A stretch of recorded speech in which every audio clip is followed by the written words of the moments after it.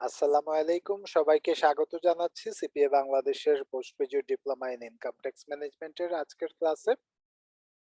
আমরা আলোচনা করছিলাম আয়কর নির্দেশিকা 2022-23 আহ, আহ, আহ, নিয়ে। আমরা বিগত ক্লাসে এই নির্দেশিকার প্রথম ভাগে যে সাধারণ জ্ঞাতব্য বিষয়গুলো ছিল, আয়কর রিটার্ন কারা দাখিল করবেন, আয়কর রিটার্নের দাখিলের সময়, আয়কর রিটার্ন কোথায় দাখিল করতে হয়, রিটার্ন দাখিল না করলে কি হয়, এই সকল বিষয় নিয়ে আমরা আলোচনা করেছিলাম। আজকে আমরা আলোচনা করব দ্বিতীয় ভাগে, যেখানে বলা আছে স্বাভাবিক ব্যক্তি করদাতার আয়কর রিটার্ন। তো আমরা ব্যক্তি করদাতার আয়কর রিটার্ন এই টাইটেলেই আলোচনা শুরু করছি। কর নির্ধারণ পদ্ধতি ও রিটার্নের প্রকারভেদ, প্রথম যে বিষয়টুকু আছে। বর্তমানে রিটার্ন দাখিলের জন্য দুটি পদ্ধতি প্রচলিত আছে। আমরা যে রিটার্ন দাখিল করে থাকি, ওই রিটার্ন দাখিলের জন্য দুটি পদ্ধতি প্রচলিত আছে। একটি হচ্ছে সাধারণ পদ্ধতি, আর একটি হচ্ছে সার্বজনীন স্বনির্ধারণী পদ্ধতি।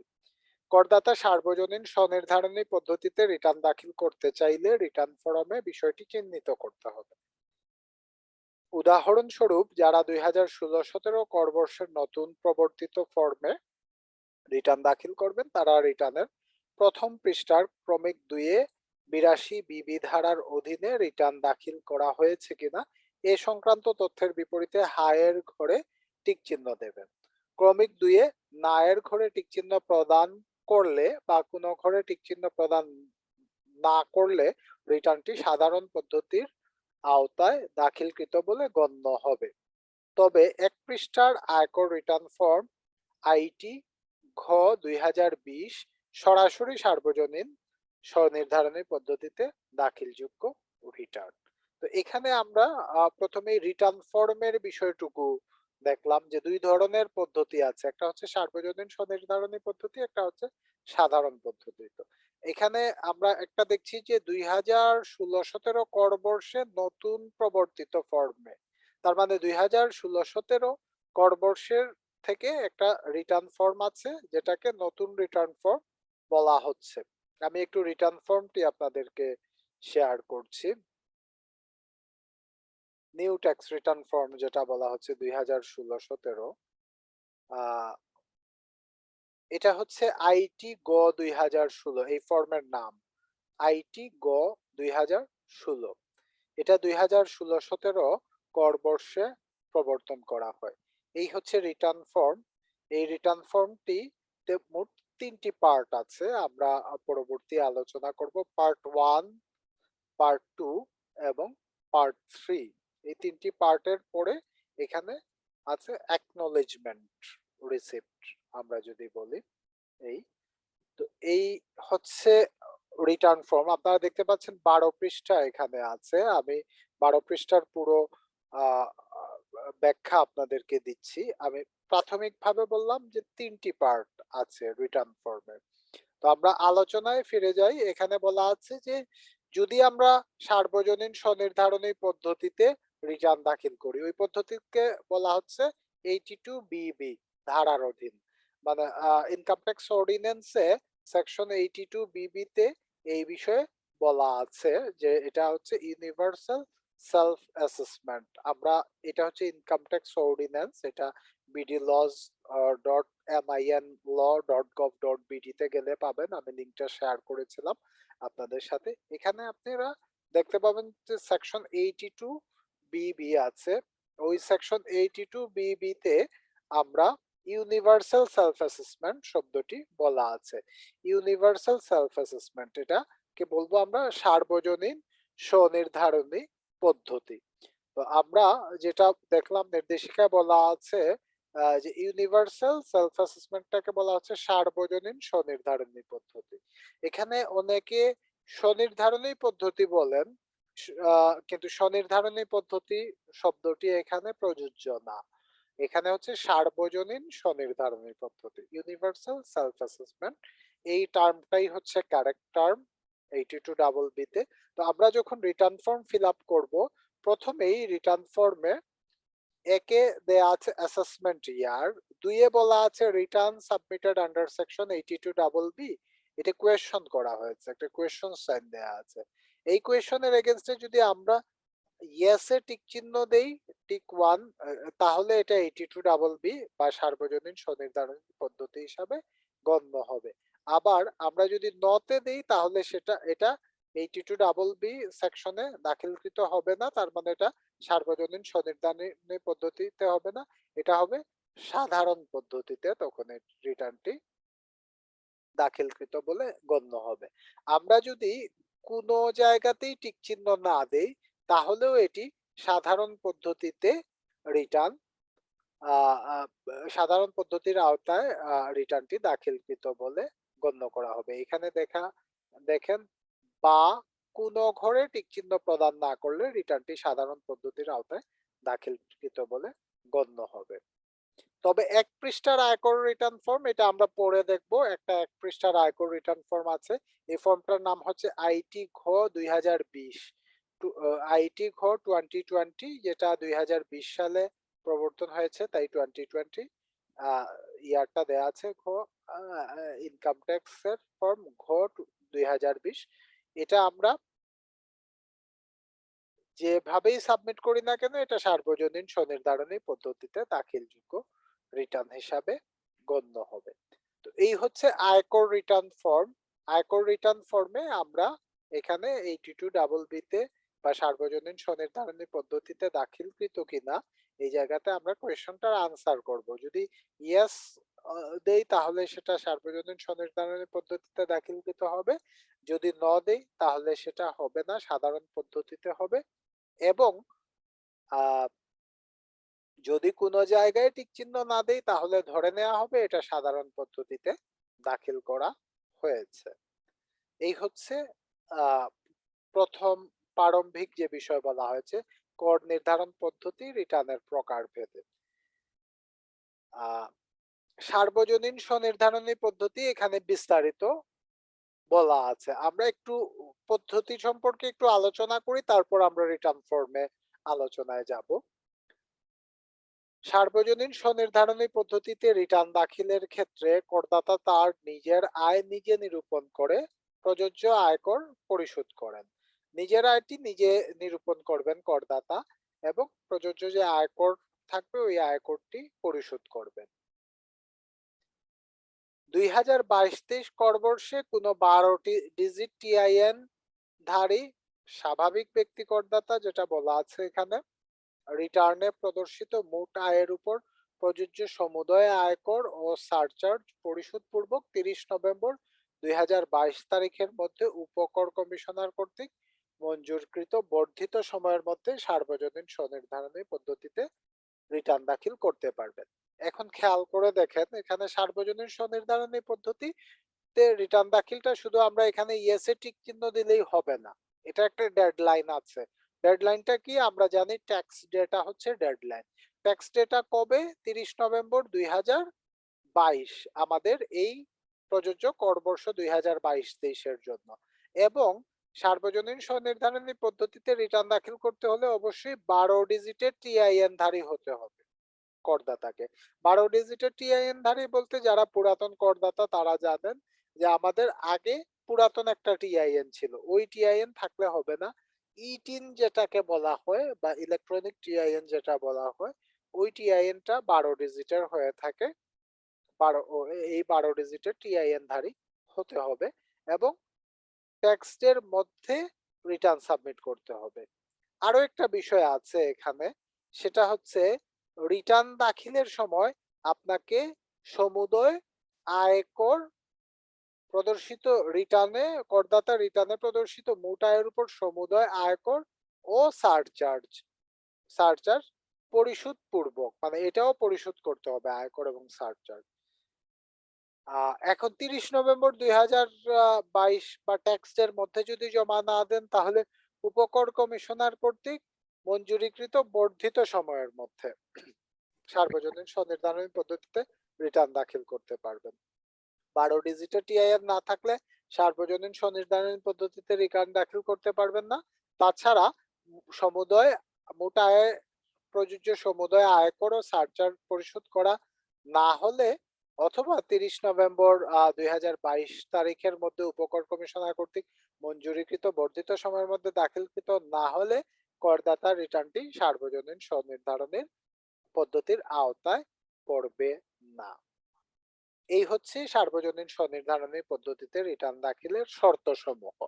এখন আমরা আরেকটা সেন্টেন্স পড়ে আমরা কোয়েশ্চন নেব এই বিষয়ে। এখানে সুবিধাটা কি সার্বজনীন স্বনির্ধারণী পদ্ধতিতে রিটার্ন দাখিলের, এটাই বলা আছে। বর্ণিত সকল শর্ত পূরণ করে সার্বজনীন স্বনির্ধারণী পদ্ধতির আওতায় রিটার্ন দাখিল করা হলে আয়কর বিভাগ থেকে করদাতাকে যে প্রাপ্তি স্বীকারপত্র প্রদান করা হয় তাই কর নির্ধারণী আদেশ অ্যাসেসমেন্ট অর্ডার বলে গণ্য হয়। প্রাপ্তি স্বীকারপত্রটাই কর নির্ধারণী আদেশ বা অ্যাসেসমেন্ট অর্ডার, মানে এখানেই আপনার অ্যাসেসমেন্ট ফাইনাল হয়ে গেল। এখন কোনো কোয়েশ্চন আছে কিনা বলেন এইটুকু আলোচনায়। প্রথমে আমরা আলোচনা করলাম রিটার্ন দাখিলের দুইটা পদ্ধতি, একটা হচ্ছে সাধারণ পদ্ধতি, একটা হচ্ছে সার্বজনীন স্বনির্ধারণী পদ্ধতি। সার্বজনীন স্বনির্ধারণী পদ্ধতিতে রিটার্ন দাখিল করতে হলে অবশ্যই রিটার্ন ফর্মের 2 নম্বরে ইয়েস এ টিক চিহ্ন দিতে হবে। এখানে return submitted under section 82BB question yes answer করতে হবে।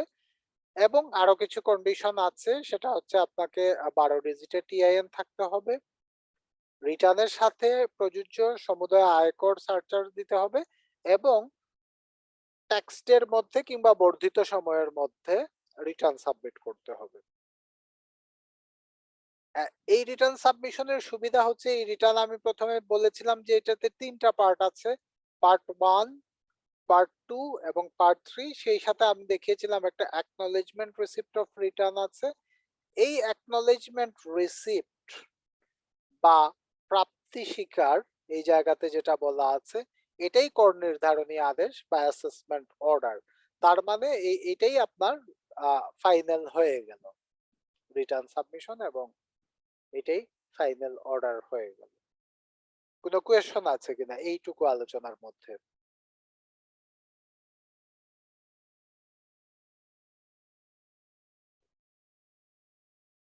এইখানে তেমন কিছু নাই, তবে একটা জিনিস জানার আগ্রহ হচ্ছে, সেটা হলো সাধারণ পদ্ধতিটা আসলে কি বলছে, বা এই সার্বজনীন এবং সাধারণের মধ্যে পার্থক্যটা কি আর কি। এটা হয়তো পরে পরে হয়তো বলবেন আপনি। আচ্ছা, ঠিক আছে, আমি একটু আলোচনা করে নিচ্ছি সাধারণের বিষয়ে, পরে আমরা বিস্তারিত আলোচনা করব। সাধারণ পদ্ধতিটা হচ্ছে আমরা রিটার্ন সাবমিট করব। রিটার্ন সাবমিট করার পরে উপকর কমিশনার এটা দেখবেন, দেখার পরে উনি প্রয়োজনে আমাদেরকে নোটিশ প্রদান করবেন, হাজির হওয়ার কথা বলবেন, কোনো ডকুমেন্ট ওনার যদি মনে হয় প্রয়োজনীয় সেটা উনি আমাদের কাছ থেকে চাইবেন, আমরা এটা সাবমিট করব। কোনো ব্যাখ্যা প্রয়োজন মনে করলে এটা চাইবেন। করার পরে উপকর কমিশনার একটি অ্যাসেসমেন্ট অর্ডার লিখবেন, কর নির্ধারণী আদেশ। এখানে যেটা অ্যাকনলেজমেন্ট রিসিপ্টটাই কর নির্ধারণী আদেশ বা অ্যাসেসমেন্ট অর্ডার। উপকর কমিশনার ঠিক সেম একটা অ্যাসেসমেন্ট অর্ডার লিখবেন, এটাকে বলবে কর নির্ধারণী আদেশ। ওই অ্যাসেসমেন্টটা হবে আয়কর অধ্যাদেশের 83 কিংবা 84 ধারায়। আর আমরা এই যে অ্যাসেসমেন্টটা হচ্ছে এটা হচ্ছে 82BB ধারায়। আমরা ইনকাম ট্যাক্স অর্ডিন্যান্সটা যদি একটু দেখি, ইনকাম ট্যাক্স অর্ডিন্যান্সে আমরা চ্যাপ্টার 4 হচ্ছে অ্যাসেসমেন্টের চ্যাপ্টার। অ্যাসেসমেন্টের চ্যাপ্টারে এখানে বলা আছে অনেকগুলা ধারা আছে। আমরা যদি 82BB দেখি ইউনিভার্সাল সেলফ অ্যাসেসমেন্ট, আর যদি আমরা 83 ধারা দেখি অ্যাসেসমেন্ট আফটার হিয়ারিং। এই যে আমি বললাম যে সাধারণ পদ্ধতিতে রিটার্ন জমা দেওয়ার পরে যদি কোনো হিয়ারিং এর প্রয়োজন হয় তাহলে ওই হিয়ারিং দেওয়ার পরে অ্যাসেসমেন্টটা হবে। আর 84 হচ্ছে বেস্ট জাজমেন্ট অ্যাসেসমেন্ট। এটা হচ্ছে উপকর কমিশনার যদি আমরা উপস্থিত না হই তাহলে তার বেস্ট জাজমেন্টের উপরে অ্যাসেসমেন্টটা করবেন। আর 83 ধারা হচ্ছে হিয়ারিং এর মাধ্যমে অ্যাসেসমেন্ট করবে।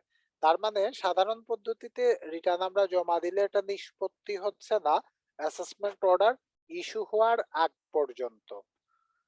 আর ইউনিভার্সাল সেলফ বা সার্বজনীন স্বনির্ধারণী পদ্ধতিতে আমরা রিটার্ন সাবমিট করলে আমরা যে প্রাপ্তি স্বীকারপত্র পাবো, এটাকেই বলছে অ্যাসেসমেন্ট অর্ডার। এই প্রাপ্তি স্বীকারপত্রকে অনেকের হয়তো ধারণা যে আমরা ইনকাম ট্যাক্স সার্টিফিকেট নিতে হবে। এটা ইনকাম ট্যাক্স সার্টিফিকেট কোনো অ্যাসেসমেন্ট অর্ডার না। ইনকাম ট্যাক্স সার্টিফিকেট একটা সার্টিফিকেট, একটা প্রেসক্রাইব ফর্মে উপকর কমিশনার ইস্যু করে থাকেন। কিন্তু সার্বজনীন স্বনির্ধারণী পদ্ধতিতে রিটার্ন সাবমিট করলে যে প্রাপ্তি স্বীকারপত্র আছে বা অ্যাকনলেজমেন্ট রিসিপ্ট, এটাই হচ্ছে আইন অনুযায়ী অ্যাসেসমেন্ট অর্ডার। মোটামুটি ধারণা হলো কিনা ঢালি ভাই? হ্যাঁ হ্যাঁ, বুঝতে পারছি, আমি এবার ক্লিয়ার। আর আলী ভাই, জি বস এই ক্ষেত্রে যে ঢালি ভাইয়ের প্রসঙ্গ অনুসারে একটা কথা বলবো, সে এই ক্ষেত্রে পরবর্তীতে যদি আমার অডিট হয় সার্বজনীন ক্ষেত্রে, লেটস সে কোনো একটা ডকুমেন্টেশন শর্ট বা কোনো কিছু অ্যাসেস করে নতুন কিছু পাইলো, সেই ক্ষেত্রেও তো আমার মানে তখনও তো আমার আবার রিটার্ন সাবমিট করতে হবে, ওই বেস্ট জাজমেন্ট বা হিয়ারিংও যেতে হতে পারে, তাই না? রাইট। এখন আমরা এই পরের আলোচনায় যাব। এই বিষয়টুকু এখানে বলা আছে। পরবর্তীতে বলা আছে উপকর কমিশনার কি করতে পারেন, এখানে আছে সার্বজনীন স্বনির্ধারণ পদ্ধতিতে আরো কিছু বিষয় বলা আছে এখানে। ত্রুটি বিচ্যুতি অডিটের বিষয়টুকু বলা আছে। এখানে আমরা এই আলোচনাটুকু প্রাথমিক করব। আমরা এখানে যে আলোচনাটুকু থাকবে এই আলোচনাটুকু আমি প্রাথমিক বলছি। প্রাথমিক কেন বলছি? কারণ সেকশন 82 ডাবল বির উপরে আমাদের পুরো একটা লেকচার আছে।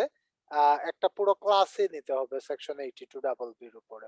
তো এটা আমরা অনেক পরে ক্লাসটা হবে হয়তো বা 8-10টা ক্লাসের পরে আমরা in detail 82 double B class হবে। আপনারা এর মধ্যে চাইলে একটা রেকর্ডেড লেকচার আছে, এটা পাবলিকলি অ্যাভেলেবল, দেখতে পারবেন, ইউটিউব চ্যানেলে আছে আমাদের 82 ডাবল বির উপরে। এখানে ডিটেইল দেখতে পাবেন সেকশন 82 ডাবল বি। কিন্তু আজকের আলোচনায় আমরা এই যে রিটার্নটি জমা দিলাম, এই প্রাপ্তি স্বীকারটুকুই অ্যাসেসমেন্ট অর্ডার। এরপরে আমরা এখানে যে বিষয়টুকু বলা আছে আয়কর নির্দেশিকা, এই বিষয়টুকু আলোচনা করব শুধুমাত্র। পরে আবার আমরা এখানে আলোচনা করব, যেমন আমরা আগের ক্লাসে জরিমানার বিষয়টুকু পড়েছিলাম। এখানে 124 ধারা অনুযায়ী জরিমানা, 73 ধারা অনুযায়ী সরল সুদ, 73 এ ধারা অনুযায়ী বিলম্ব সুদ, এই বিষয়গুলো আমরা ইন ডিটেইল আবার আলোচনা করব আমরা যখন ইনকাম ট্যাক্স অর্ডিন্যান্সে যখন আমরা সেকশন 124 আলোচনা করব। এখানে পুরো একটা চ্যাপ্টারই আছে পেনাল্টির উপরে, ইম্পোজিশন অফ পেনাল্টি, চ্যাপ্টার 15। এই চ্যাপ্টারে আমরা যখন আলোচনা করব তখন ডিটেইল আলোচনা করব ইনশাআল্লাহ। তো এখন আলোচনায় আমরা যেটা দেখলাম যে সার্বজনীন স্বনির্ধারণী পদ্ধতিতে রিটার্ন দাখিল করলে অ্যাকনলেজমেন্ট পেলেই এটাই আমাদের অ্যাসেসমেন্ট অর্ডার হয়ে যায়। এখন আমরা নিজেরা রিটার্ন প্রিপেয়ার করে জমা দিয়েছি, আমাদের তো ভুল ত্রুটি থাকতে পারে। এখন এই ভুল ত্রুটি থাকলে তা কিভাবে হিসাব করা হবে, এই বিষয়টুকু নিয়ে আমরা একটু আলোচনা করি। পরবর্তীতে উপকর কমিশনার কয়েকটি নির্দিষ্ট ক্ষেত্রে ত্রুটি বিচ্যুতি চিহ্নিতকরণের লক্ষ্যে রিটার্নটি প্রসেস করেন। এখানে শব্দটা হচ্ছে প্রসেস, খেয়াল করে দেখেন, রিটার্নটি প্রসেস করেন। রিটার্ন প্রসেসের ফলশ্রুতিতে যদি দেখা যায় করদাতার প্রদেয় অঙ্কের চেয়ে কম বা বেশি আয়কর ও প্রযোজ্য অন্যান্য অঙ্ক পরিশোধ করেছেন, তাহলে উপকর কমিশনার করদাতাকে তা অবহিত করে এ বিষয়ে পরবর্তী কার্যক্রম গ্রহণ করবেন। এটা কিন্তু অডিট না রাতুল ভাই, যে বিষয়টা বললেন যে অডিট, এটা হচ্ছে প্রসেস। প্রসেসের ফলশ্রুতিতে যদি কোনো কম বেশি পাওয়া যায়, ওই কম বেশিটুকু পরবর্তী কার্যক্রম গ্রহণ করবেন এখানে। এই প্রসেস বিষয়ে আমরা আরো ডিটেইল আলোচনা করব সেকশন 82 ডাবল বির আলোচনায় পরবর্তীতে। সকল শর্ত পূরণ করে নির্ধারিত সময়সীমার মধ্যে, তাহলে এখানে কিছু শর্ত আছে আমরা জানি, সকল শর্ত পূরণ করতে হবে, আবার নির্ধারিত সময়সীমার মধ্যে দিতে হবে। সার্বজনীন স্বনির্ধারণী পদ্ধতিতে রিটার্ন দাখিলের পর কোনো করদাতা যদি দেখেন অনিচ্ছাকৃত ভুলে কম আয় প্রদর্শন অথবা বেশি রেয়াত, কর অব্যাহতি বা ক্রেডিট দাবি প্রদর্শন অথবা অন্য কোনো কারণে কর বা প্রযোজ্য অন্য কোনো অঙ্ক কম পরিশোধ বা পরিগণনা করা হয়েছে, তাহলে করদাতা নিজে থেকে একটি ভুল সংশোধনী রিটার্ন উপকর কমিশনারের বিবেচনার জন্য তার নিকট দাখিল করতে পারবেন। তার মানে এখানে দুইটা বিষয় বলা আছে। এক হচ্ছে উপকর কমিশনার ত্রুটি বিচ্যুতি খুঁজে বের করতে পারেন এবং এটা করদাতাকে অবহিত করে পরবর্তী কার্যক্রম গ্রহণ করবেন। এটা হচ্ছে উপকর কমিশনারের এন্ড থেকে উনি যদি ত্রুটি বিচ্যুতি পান। আবার আমরা নিজেরা করদাতা যদি রিটার্ন সাবমিট করার পরে দেখি যে না আমার তো এখানে ভুল হয়ে গেছে, আমি এখানে ক্রেডিট ইনভেস্টমেন্ট ট্যাক্স রিবেট ক্যালকুলেশনে এলিজিবল রিমিট আমি গত বছরের মতো 25% ক্যালকুলেট করে ফেলেছি, এবার তো 20% হবে। তো এটা আমি শেষে জানলাম, জানার পরে আমার এখন তাহলে এটা ভুল সংশোধন করতে হবে। ভুল সংশোধনী রিটার্ন আমরা দাখিল করতে পারি। এরূপ ভুল সংশোধনী রিটার্ন দাখিলের ক্ষেত্রে নিম্নোক্ত শর্ত পরিপালন করতে হবে। এখানেও কিছু শর্ত আছে। শর্ত কি কি? ভুল সংশোধনী রিটার্নের সাথে ভুলের ধরন ও কারণ উল্লেখপূর্বক লিখিত বিবরণী দাখিল করতে হবে। এই যে ভুল সংশোধনী রিটার্নটা আমরা দেব, সংশোধিত রিটার্ন, এই সংশোধিত রিটার্নে এখানে আমরা ভুল কি হয়েছে, কারণ, ধরন এবং কারণ, ভুলের ধরনটা এবং কারণটা উল্লেখ করে লিখিত একটা রিটার্ন একটা এক্সপ্লেনেশন দিতে হবে। আচ্ছা, এটা হচ্ছে এক বিষয়। আরেকটা হচ্ছে যে পরিমাণ অঙ্ক আমরা ভুলের কারণে আমরা যে পরিমাণ ট্যাক্স কম পরিশোধ করেছি সেই পরিমাণ অঙ্ক তো দিতেই হবে, তার অতিরিক্ত হিসাবে উক্ত রূপ অঙ্কের উপর মাসিক 2% হারে সুদ ভুল সংশোধনী রিটার্ন দাখিলের আগে বা দাখিলের সময় পরিশোধ করতে হবে। তাহলে আমরা রিভাইজ রিটার্ন যেটা দাখিল করব কারেকশনের জন্য, ভুল সংশোধনী বলছি, সংশোধিত রিটার্ন, ওই সংশোধিত রিটার্ন দাখিলে সময় যে ট্যাক্স লাইবিলিটিটা আছে আমাদের সেটা দিতে হবে, অন টপ 2% করে পার মান্থ ইন্টারেস্টটা দিতে হবে। এই হচ্ছে শর্তগুলা। ভুল সংশোধনী রিটার্নে 82 বিবি ধারায় দাখিলকৃত এটা লিখতে হবে, বা ফাইলড আন্ডার সেকশন 82BB5। এটা আমরা সেকশন 82BB যখন আলোচনা করব ইনকাম ট্যাক্স অর্ডিন্যান্সে গিয়ে, ওই সেকশন 82BB তে আমরা 82BB তে 5 এ গিয়ে আমরা এখানে ভুল সংশোধনী রিটার্ন দাখিলের বিষয়টুকু আমরা পাই। তাই এই সেকশন 82BB5 এই বিষয়টুকু আমরা এখানে উল্লেখ করতে হবে, ভুল সংশোধনী রিটার্নের উপরে এটা লিখে দিতে হবে। বাংলায় লিখতে হবে 82BB5 ধারায় দাখিলকৃত, আবার ইংরেজিতে লিখতে হবে ফাইলড আন্ডার সেকশন 82BB5। ভুল সংশোধনী রিটার্ন দাখিল করার পর উপকর কমিশনার যদি সন্তুষ্ট হন যে এ সংক্রান্ত সকল শর্ত যথাযথভাবে পূরণ হয়েছে, তাহলে তিনি রিটার্নটি জমা গ্রহণটাকে বলা হচ্ছে অ্যালাউ, এখানে টার্মটা ইউজ করা হয়েছে অ্যালাউ করবেন। রিটার্নটি জমা গ্রহণের উপযুক্ত হলে উপকর কমিশনার প্রাপ্তি স্বীকারপত্র ইস্যু করবেন। এই যে আমাদের প্রাপ্তি স্বীকারপত্র আছে, অ্যাকনলেজমেন্ট রিসিপ্ট অফ রিটার্ন, এটা ইস্যু করবেন। তবে এখানে লেখা হবে যে 82BB5 ধারায় জমা গ্রহণ করা হলো, বা ইংরেজিতে লিখলে অ্যালাউড আন্ডার সেকশন 82BB5 কথাটি উল্লেখ থাকবে। এই কথাটি উল্লেখ করে রিটার্নটি উনি জমা গ্রহণ করবেন। এখন দেখেন, তাহলে আমরা দেখলাম যে 82BB তে রিটার্ন সাবমিট করলে প্রাপ্তি স্বীকারটাই অ্যাসেসমেন্ট অর্ডার।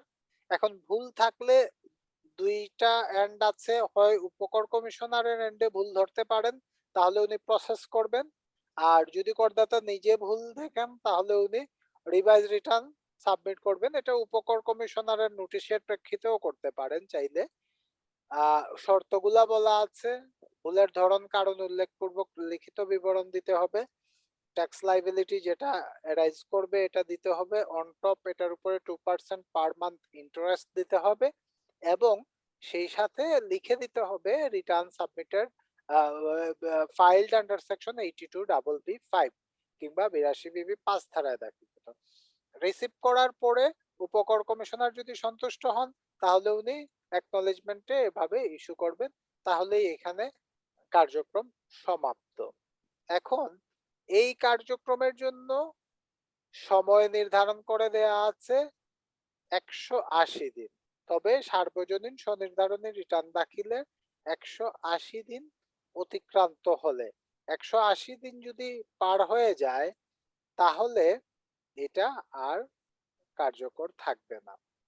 180 দিন এর মধ্যে আমাদেরকে এটা দিতে হবে। বা এখন যেটা রাতুল ভাই বললেন অডিটের একটা বিষয় আছে, যদি অডিটের জন্য নির্বাচিত হয় মূল রিটার্নটি বা মূল রিটার্নটি অডিটের জন্য নির্বাচিত হলে ভুল সংশোধনী রিটার্ন দাখিল করা যাবে না 180 দিন অতিক্রান্ত হলে বা অডিটের জন্য নির্বাচিত হলে। এরূপ ক্ষেত্রে রিটার্ন দাখিল করলেও তা গ্রহণযোগ্য বলে বিবেচিত হবে না। আপনি করতে পারেন, করলেও এটা এইভাবে অ্যালাউ করবে না, allowed under section 82BB5 লিখে অ্যালাউ করবে না। এখন আগে যে বিষয়টুকু বললেন যে অডিট, আমরা এখন যে আলোচনা করলাম এতক্ষণ সেটা হচ্ছে প্রসেস এবং যেটা ভুল সংশোধনী রিটার্ন সাবমিশনের বিষয়। এখন অডিটের বিষয়টুকু আসেন, যেটা ইন্টারেস্টিং বিষয় এবং অডিট নিয়ে আমরা দেখা যায় যে অডিটের কোনো একটা রিটার্ন অডিটে পড়লে এটা নিয়ে কিছু কার্যক্রমের সম্মুখীন আমাদের হতে হয়। এই বিষয়টুকু আমরা আলোচনা করব। তার আগে কোয়েশ্চন ডালি ভাই যে হ্যাঁ, বলেন বিষয়টা। আমি একটু জানতে চাচ্ছিলাম যে এই 180 দিন বলতে আসলে কোন দিন থেকে 180 দিন শুরু হবে? যেটা কর ডে যেটা বলছেন, যেটা হলো ট্যাক্স ডে না বলছেন, না সেই না, সেদিন থেকে রিটার্ন দাখিলের 180 দিন। আপনি যদি রিটার্ন আগে দাখিল। আগে দাখিল করে ফেলেন হুম, হুম। তাহলে ওই আগে থেকেই কাউন্ট হবে।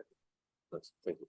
দাখিলের 180 দিন, দাখিলের 180 দিনের পরে আপনি দিতে পারবেন না। এটা একটা ইন্টারেস্টিং কোয়েশ্চন ছিল একটা সেকশন নিয়ে এই বছর, যদিও এটা 30 জুন 2022 শেষ হয়ে গেছে।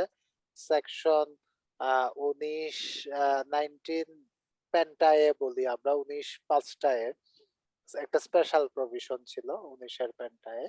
এটা ওই সেকশনে বলা ছিল যে রিটার্ন দাখিলের 180 দিন কিংবা ট্যাক্স ডে এর মধ্যে যেটি কিংবা 30 জুন 2022 এর মধ্যে যেটি আগে।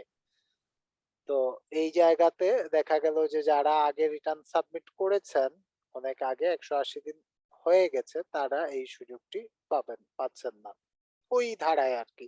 ওই ধারা যদি আমাদের আলোচনার প্রযোজ্যতা থাকে তাহলে আমরা আলোচনা করব।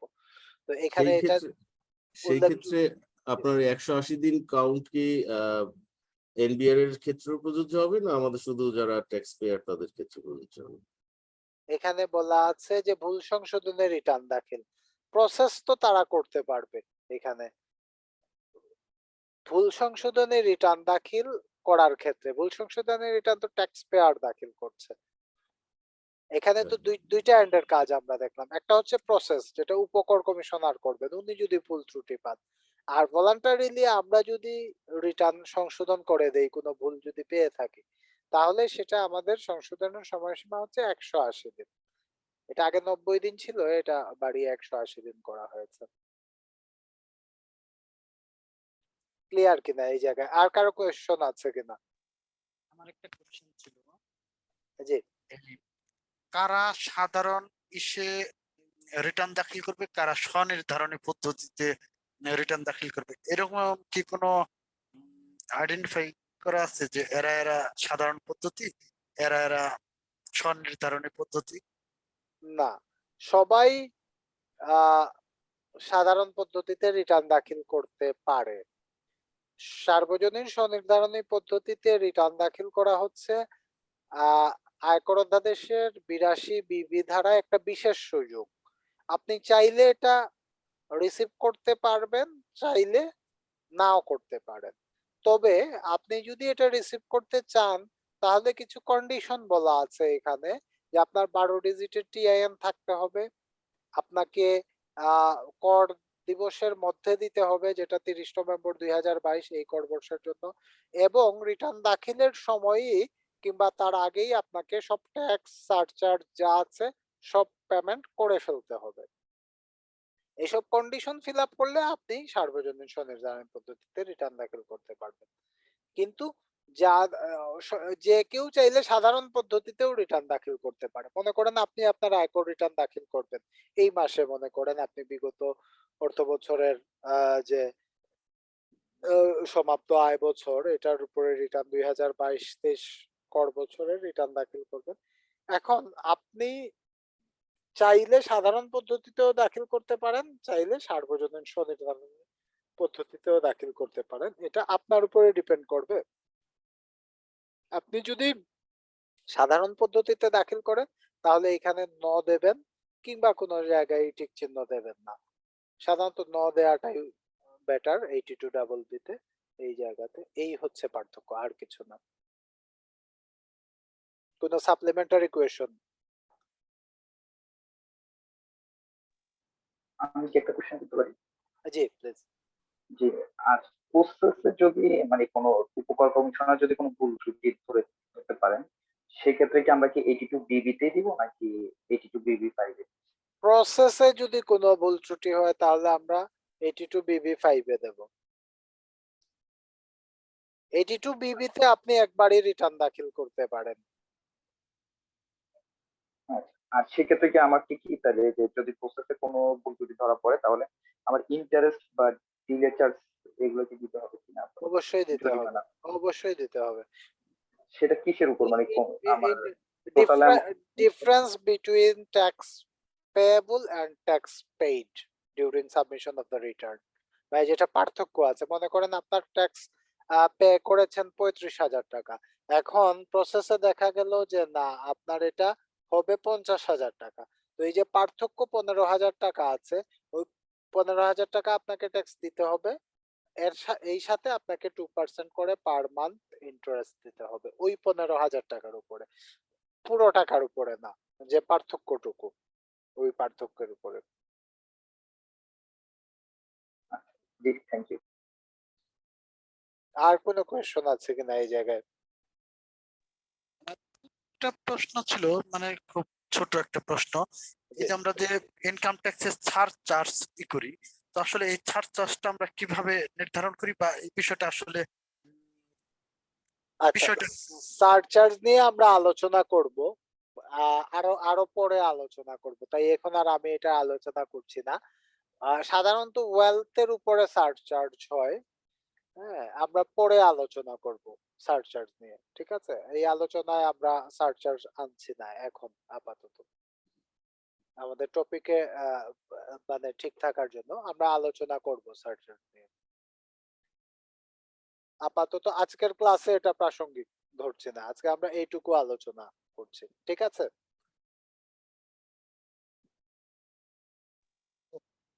জি, আর কোনো কোয়েশ্চন আছে কিনা প্রাসঙ্গিক এইটুকু আলোচনায়?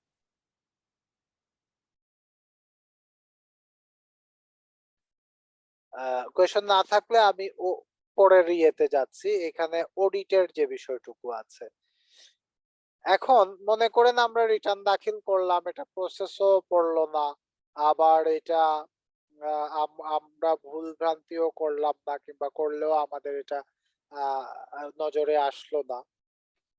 তো এভাবে যদি রিটার্ন সবাই সাবমিট করে ফেলে, এখানে তো গভর্নমেন্টের তো কিছু দেখার প্রয়োজনীয়তা আছে যে আদৌ কি সবাই সঠিকভাবে দিচ্ছে কিনা, কারণ এখানে তো আমরা ক্যালকুলেট করছি, আমরা নিজেরাই জমা দিচ্ছি।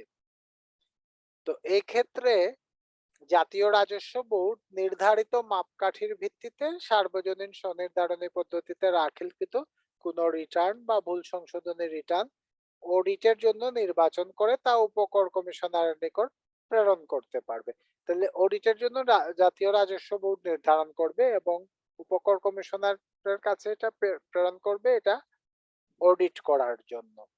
অডিটের জন্য নির্বাচিত রিটার্নে অডিট পরিচালনার পর উপকর কমিশনার করদাতার আয়, সম্পদ, দায়, ব্যয় ইত্যাদি বিষয়ে রিটার্নে বা ভুল সংশোধনী রিটার্নে প্রদর্শিত তথ্যের বাইরে নতুন কিছু না পেলে অডিট কার্যক্রম নিষ্পত্তিকৃত বলে করদাতাকে লিখিতভাবে অবহিত করবে। যদি উনি কিছু না পান অডিট করে, তাহলে অডিট কার্যক্রম একটা লিখিত কাগজ দিয়ে নিষ্পত্তি করে দেবেন।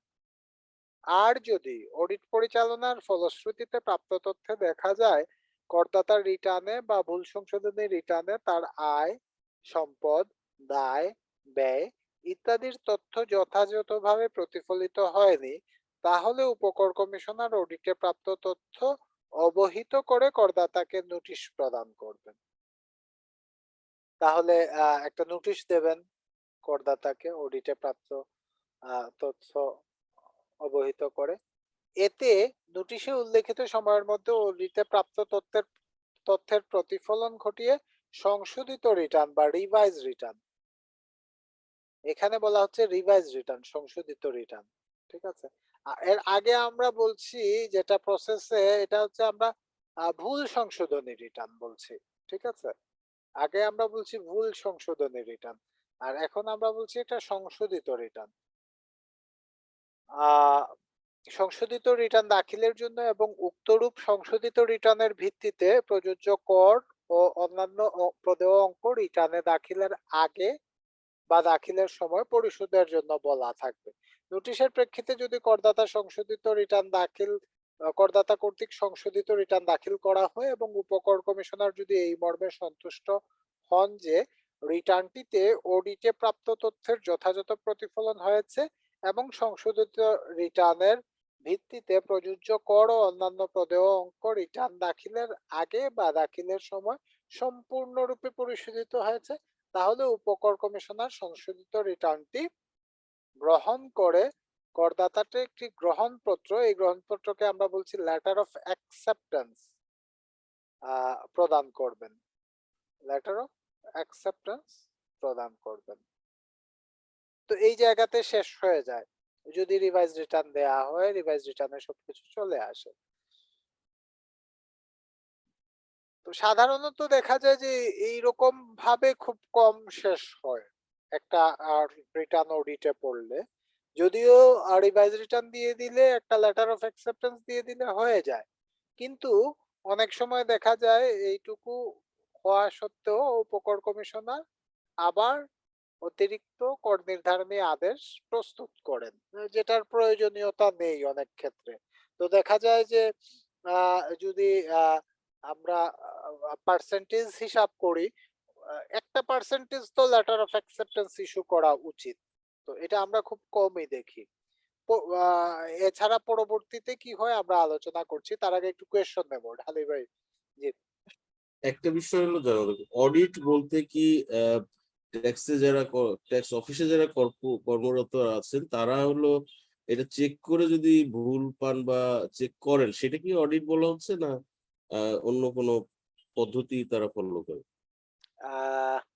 এখানে আসলে দৈব চয়নের ভিত্তিতে নেওয়া হয় অডিটটা, মেইনলি যেটা, এটার কনসেপ্টটা ওই রকমই ছিল। আপনি যেটা বলছেন ভুল, এটা হচ্ছে প্রসেসের ক্ষেত্রে। আর অডিটটা আসলে দৈব চয়নে নেওয়া হয়, কিন্তু এটার প্র্যাকটিস নেই। এটা ফাইলগুলা দেখে ভুল ত্রুটি থাকলে অডিটের জন্য নির্বাচন হয়। তবে একটা বিষয় খেয়াল করবেন, যেটা উপকর কমিশনার অডিটের জন্য নির্বাচন করেন না। এটা আমরা 82BB তে দেখবো। এটা জাতীয় রাজস্ব বোর্ড নির্ধারিত মাপকাঠির ভিত্তিতে অডিটের জন্য নির্বাচন করা হয় এবং নির্বাচন করে উপকর কমিশনারের নিকট অডিটের জন্য প্রেরণ করা হয়। এখানে উপকর কমিশনার কিন্তু অডিটের জন্য নির্বাচন করার দায়িত্বপ্রাপ্ত না। বুঝতে পেরেছেন বিষয়টা? আচ্ছা, তার মানে এনবিআর হলো এটা নির্ধারণ করে দেয়। হ্যাঁ, প্র্যাকটিস যেটাই হোক না কেন, আইন এটা বলে। আইন বলে যে উপকর কমিশনারকে অডিটের জন্য নির্ধারণ করে দেয়া হয়, উপকর কমিশনারের কাজ হচ্ছে অডিট করা। এখন উনি নোটিশ করবেন, নোটিশের পরে আমরা যদি রিভাইজ রিটার্ন দেই, রিভাইজ রিটার্নে যদি সবকিছুর প্রতিফলন ঘটে উনার যে দাবি দেওয়া আছে নোটিশে, যে বিষয়গুলো, তাহলে উনি লেটার অফ অ্যাকসেপ্টেন্স প্রদান করে দিলেই এখানেই কার্যক্রম শেষ। একটা চিঠি দিলেই কার্যক্রম শেষ হয়ে যায়।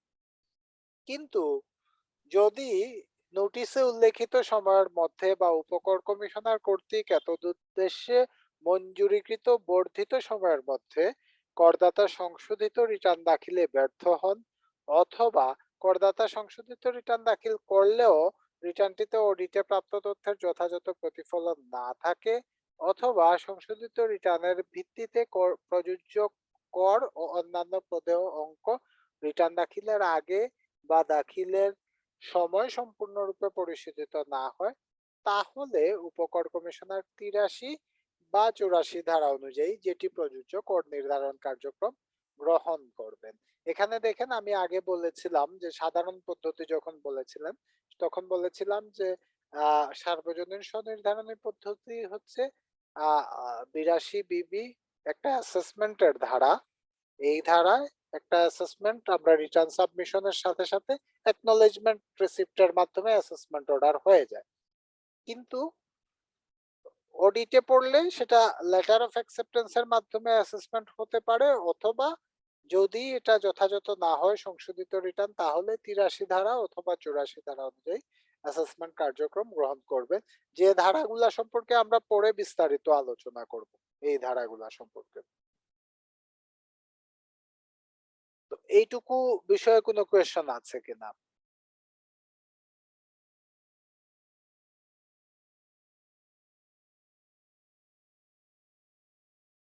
অডিট বলতে মানে ফাইলটা চেক করে এবং আরো ডিপে যায় না, তো সেক্ষেত্রে আপনার ব্যাংক স্টেটমেন্ট বা অন্যান্য তার আয়ের ইনকামের উৎসগুলি তারা ওই ট্যাক্স পেয়ারের কাছ থেকে রিকোয়ার করে সম্ভবত, না কি ধরনের কার্যক্রমটা করে আসলে অডিটের ক্ষেত্রে?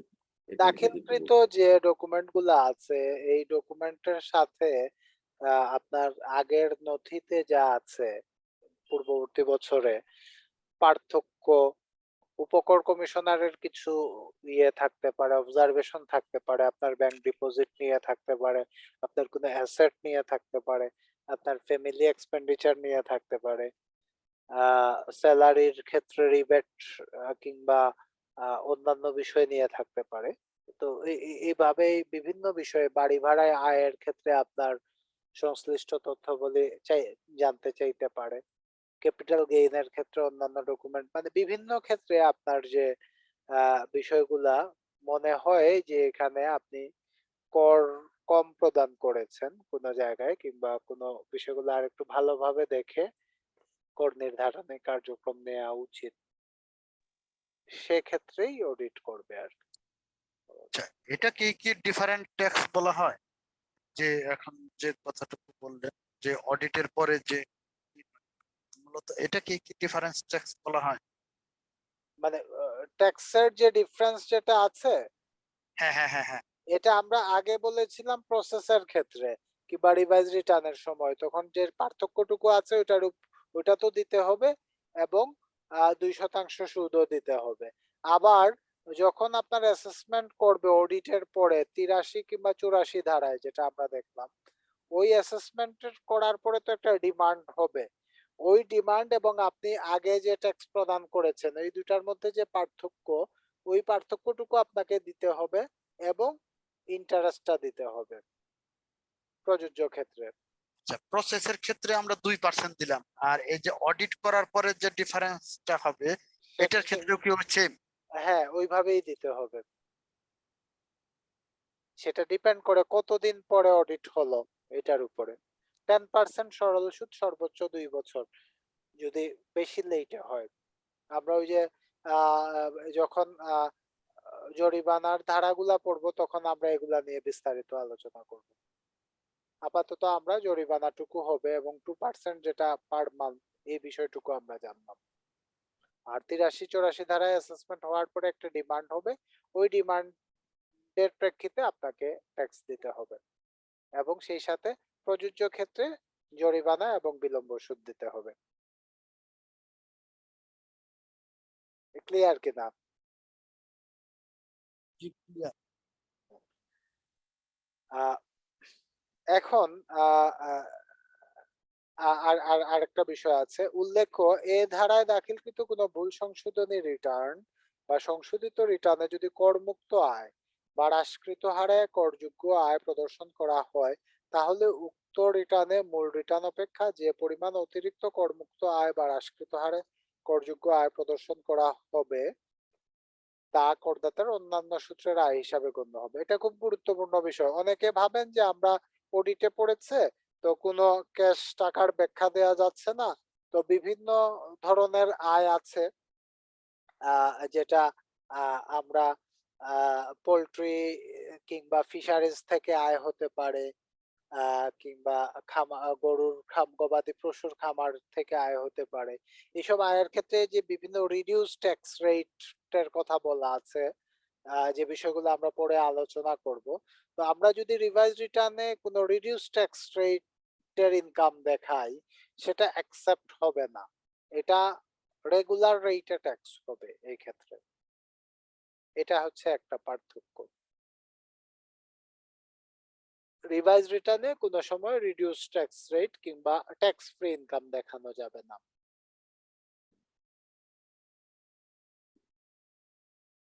ক্লিয়ার কিনা এই জায়গাটুকু?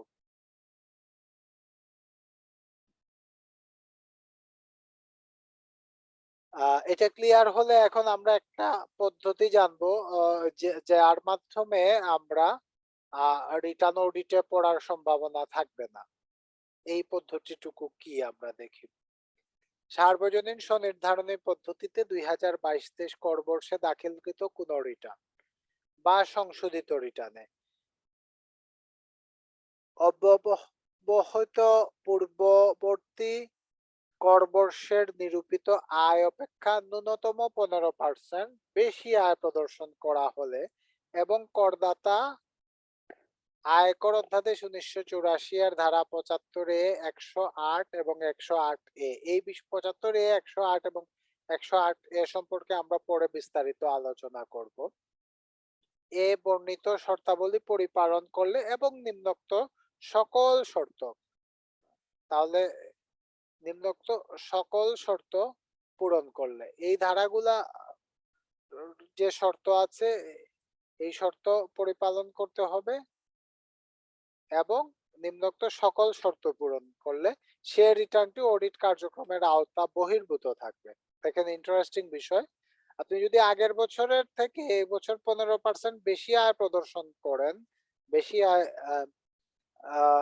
প্রদর্শন করে রিটার্ন সাবমিট করেন বা সংশোধিত রিটার্ন সাবমিট করেন, তাহলে আপনার যদি এই শর্তগুলা পূরণ হয় আর 75 এ 108 এবং 108 এ যেগুলো কোম্পানির ক্ষেত্রে প্রযোজ্য অধিকাংশ,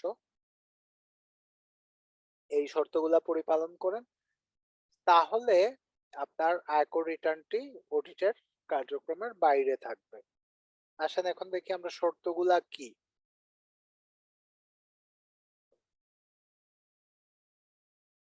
এক, কর অব্যাহতি প্রাপ্ত আয় প্রদর্শন করা হয়েছে এরূপ রিটার্নের ক্ষেত্রে কর অব্যাহতি প্রাপ্ত আয়ের সপক্ষে উপযুক্ত প্রমাণাদি সংযুক্ত করা হলে, এটা কিন্তু কর অব্যাহতি প্রাপ্ত আয়, এর ক্ষেত্রে উপযুক্ত প্রমাণাদি সংযুক্ত করতে হবে। এক, যে ক্ষেত্রে সংশ্লিষ্ট আয় বছরে এক বা একাধিক উৎস হতে 5 লক্ষ টাকার অধিক ঋণ গ্রহণ প্রদর্শিত হয়, সেক্ষেত্রে উক্ত ঋণের সপক্ষে ব্যাংক বিবরণী বা হিসাব বিবরণী দাখিল করা হলে, অর্থাৎ এরূপ ঋণ ব্যাংকিং চ্যানেলে আর্থিক প্রতিষ্ঠান সহ ব্যাংকিং চ্যানেলে গৃহীত হলে।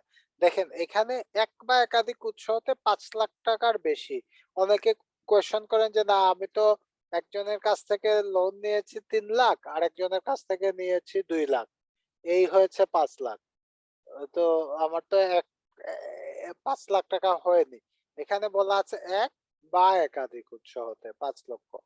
5 লক্ষ টাকার উপরে লোন যদি আমরা প্রদর্শন করি তাহলে সেক্ষেত্রে ঋণের সপক্ষে ব্যাংক বিবরণী বা হিসাব বিবরণী দাখিল করতে হবে।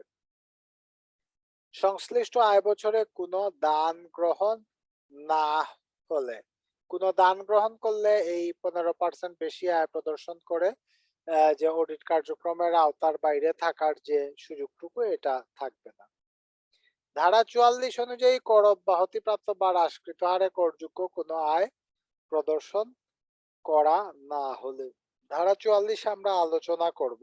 এখানে কিছু কর অব্যাহতিপ্রাপ্ত আয় বা হ্রাসকৃত হারে করযোগ্য আয়ের কথা বলা আছে। এটা প্রদর্শন করা না হলে, কর অব্যাহতিপ্রাপ্ত আয় বা হ্রাসকৃত হারে করযোগ্য আয় প্রদর্শন করা না হলে আমরা এই সুযোগটুকু পাবো। 5, রিটার্নে কোনো কর ফেরত বা রিফান্ড, আবার যেটাকে বলি কর ফেরত দাবি প্রদর্শন করা না হলে বা কর ফেরত সৃষ্টি না হলে, ওই দাবি করা আর সৃষ্টি না হওয়া আর কি, মানে আপনার কোনো রিফান্ড যাতে না থাকে এটা খেয়াল রাখতে হবে।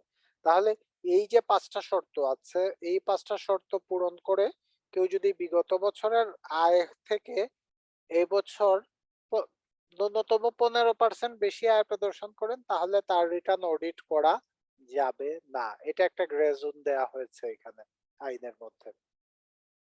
কোনো কোয়েশন আছে কিনা এই জায়গায়?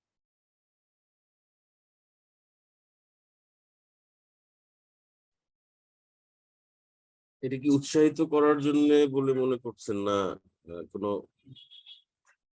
এই এই বিষয়টুকু দেয়া হয়েছে যাতে বেশি কর প্রদানে উৎসাহিত করা হয় মানুষকে একদিক দিয়ে, আরেক দিক দিয়ে একটা গ্যারান্টি দেওয়া হয় আপনি যদি 15% বেশি আয় দেখান পরবর্তী বছরে তা এবং এই শর্তগুলা পরিপালন করেন, তাহলে আপনি কোনো মানে অডিট কার্যক্রম তো আসলে কিছুটা খুব একটা করদাতা বান্ধব কার্যক্রম না।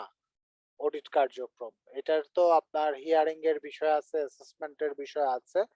এখানে আহ, কিছু কিছু ক্ষেত্রে অনেকে হয়রানির শিকার হন, এই ধরনের অভিযোগও আছে। তো ওই অডিট কার্যক্রমের আওতা থেকে একটা গ্রুপকে বের করে নেওয়ার জন্যই এটা রাখা হয়েছে, যে স্বাভাবিকভাবে উনি গত বছর থেকে এই বছর বেশি ট্যাক্স দিচ্ছেন, তো এখানে এটা আর অডিটে পড়বে না। এই জিনিসটাই মেনলি এনকারেজ করার জন্য, আবার ওয়ার্কলোডটাও কমানোর জন্য। যদিও এই 15%-এর বেশি আয় প্রদর্শন করার পরেও অনেকের রিটার্ন, এই শর্তগুলা পূরণ করার পরেও অনেকের রিটার্ন অডিটে কার্যক্রমে চলে আসে, তখন আপনাকে অ্যাপ্লিকেশন করতে হবে, বলতে হবে যে আমার এটা অডিট যোগ্য না, বললে তখন এই কার্যক্রম স্থগিত হয়ে যাবে সাথে সাথে অডিট কার্যক্রম। এই ক্ষেত্রে অনেকটা ব্ল্যাক মানি হোয়াইট করারও সম্ভাবনা। জি, এখানে দেখেন এই ধারণাটুকু ভুল। এখানে ব্ল্যাক মানি হোয়াইট করার কোনো সুযোগ নেই। আমরা ব্ল্যাক মানি কাকে বলি, যেটাকে উপরে আমরা ট্যাক্স দিচ্ছি না এটাকে।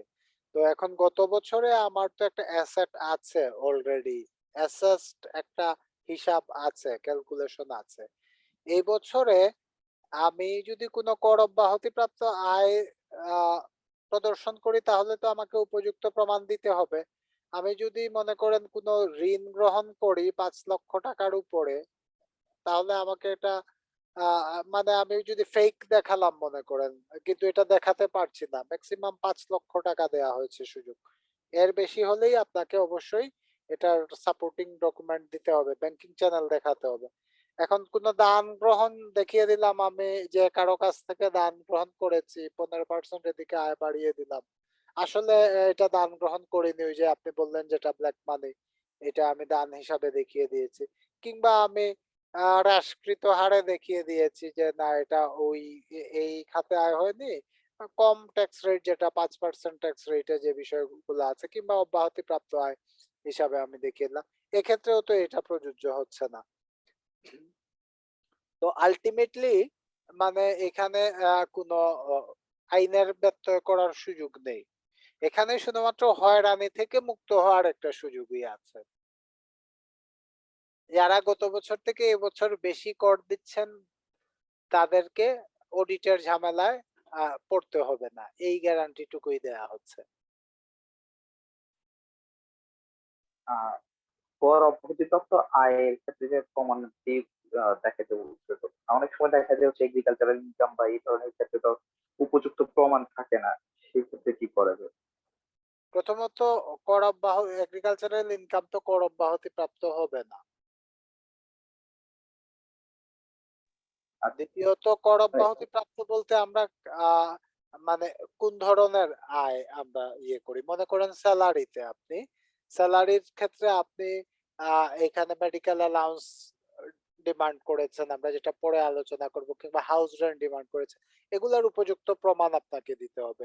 এখন আপনি কিছু অব্যাহতিপ্রাপ্ত আয় রিসিভ করেছেন, পেনশনের টাকা রিসিভ করতে পারেন, আপনার যে কোনো একটা এক্সাম্পটেড ইনকাম থাকতে পারে, যেটা সেকশন 44 অনুযায়ী না। সেকশন 44 এর আলোচনায় আমরা দেখবো এখানে একটা লিস্ট আছে, তো ওইটা না, অন্য ক্ষেত্রে যেসব কর অব্যাহতিপ্রাপ্ত আয় হচ্ছে, অবশ্যই আপনাকে উপযুক্ত প্রমাণ দিতে হবে।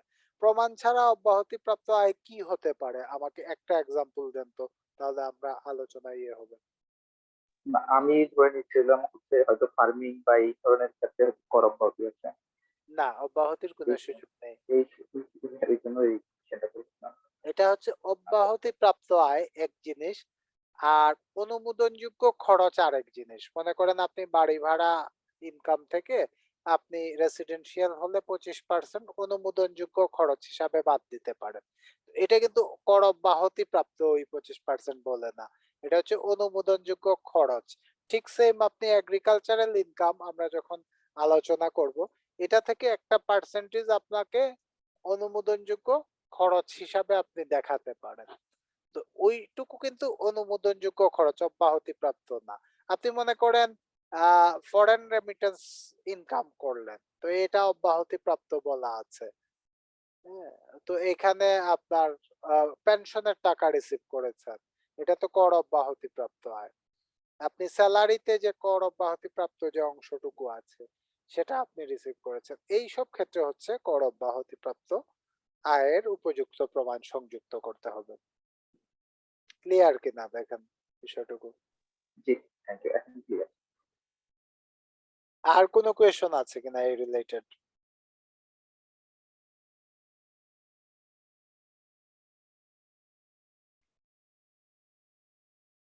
কোয়েশন না থাকলে আমরা আরেকটু অ্যাডভান্স হচ্ছি। আরেকটা বিষয় আমরা দেখি এখানে ইন্টারেস্টিং জিনিস, সেটা হচ্ছে আহ, নতুন ব্যবসার ক্ষেত্রে নতুন রিটার্নে 2022-23 কর বর্ষে আয়কর অধ্যাদেশের 82 বিবি ধারায় সার্বজনীন স্বনির্ধারণী পদ্ধতিতে দাখিলকৃত নতুন রিটার্নে ব্যবসা ও পেশা খাতে প্রদর্শিত আয়ের 5 গুণ পর্যন্ত প্রারম্ভিক পুঁজি প্রদর্শন করা হলে পুঁজির উৎস ব্যাখ্যা না করলেও চলবে, তবে এরূপ ক্ষেত্রে প্রদর্শিত আয় করমুক্ত সীমার ঊর্ধ্বে হতে হবে। নিয়মিত হার নিয়মিত হার প্রযোজ্য কর পরিশোধ করতে হবে, অর্থাৎ কোনো করমুক্ত আয় বা হ্রাসকৃত হারে করযোগ্য আয় প্রদর্শন করা যাবে না, এবং দাখিলকৃত রিটার্নের সাথে প্রারম্ভিক পুঁজি সুবিধা গ্রহণ করেছেন মর্মে লিখিত ঘোষণা প্রদান করতে হবে। উক্ত প্রারম্ভিক পুঁজি ওই আয় বছর এবং পরবর্তী আরো 4টি আয় বছর সংশ্লিষ্ট ব্যবসা ও পেশা ধরে রাখতে হবে। এ সময়ের কোনো আয় বর্ষের শেষে যদি দেখা যায় সংশ্লিষ্ট ব্যবসা বা পেশার পুঁজির পরিমাণ প্রারম্ভিক মূলধনের পুঁজির অপেক্ষা কমে গেছে, তাহলে সে পুঁজি কম হবে, যে পরিমাণ পুঁজি কম হবে তা ওই আয় বর্ষের ব্যবসা খাতে আয় হিসাবে করদাতার মোট আয়ের সাথে অন্তর্ভুক্ত হবে। দেখেন, এটা আরেকটা ইন্টারেস্টিং বিষয়, সেটা হচ্ছে একজন নতুন করদাতা, ব্যবসায়ী কিংবা একজন পেশাজীবী নতুন রিটার্নে ব্যবসা ও পেশা খাতে প্রদর্শিত আয়ের 5 গুণ পর্যন্ত প্রারম্ভিক পুঁজি প্রদর্শন করা হলে পুঁজির উৎস ব্যাখ্যা না করলেও চলবে। মনে করেন একজনের করযোগ্য আয় 4 লাখ টাকা, 4 লাখ টাকা করযোগ্য আয়ের 5 গুণ হচ্ছে 20 লক্ষ টাকা, তাহলে উনি প্রারম্ভিক পুঁজি 20 লক্ষ টাকা দেখাতে পারবেন। এই 20 লক্ষ টাকা উনি কোথায় পেলেন, এটা নিয়ে কেউ কোনো কোয়েশ্চন করতে পারবে না, প্রথম কথা। দ্বিতীয়ত, এই ক্ষেত্রে কন্ডিশন আছে। কন্ডিশন কি? এখন 4 লক্ষ টাকা বললাম আমি, এটা হচ্ছে করমুক্ত সীমার উপরে। এখন করমুক্ত সীমার নিচে যদি মনে করেন 2,50,000 টাকা হয়ে থাকে, তাহলে তো এটা 3 লাখের নিচে, করমুক্ত সীমার নিচে। তাহলে এই ক্ষেত্রে 5 গুণ হবে না। করমুক্ত সীমার অতিক্রম করলে তখন তার 5 গুণ প্রারম্ভিক পুঁজি বা আমরা ওপেনিং ক্যাপিটাল যদি বলি, এটা উনি নিতে পারবেন। এবং সেক্ষেত্রে এই প্রারম্ভিক পুঁজিটি যে বছরে দেখালেন এই বছর এবং পরবর্তী আরো 4 বছর ব্যবসা বা পেশায় ধরে রাখতে হবে। এটা থেকে যদি সরিয়ে ফেলেন, উনি একটা ফ্ল্যাট কিনে ফেলেন, গাড়ি কিনে ফেলেন, তাহলে কিন্তু এটা হবে না। যদি দেখা যায় যে পুঁজির পরিমাণ কমে গেছে, তাহলে ওই পরিমাণ যেটুকু কমেছে এটা আয় হিসাবে যোগ করে দেওয়া হবে। একটা লিখিত ঘোষণা দিতে হবে দাখিলকৃত রিটার্নের সাথে, লিখিত ঘোষণা প্রদান করতে হবে। এই হচ্ছে কন্ডিশন।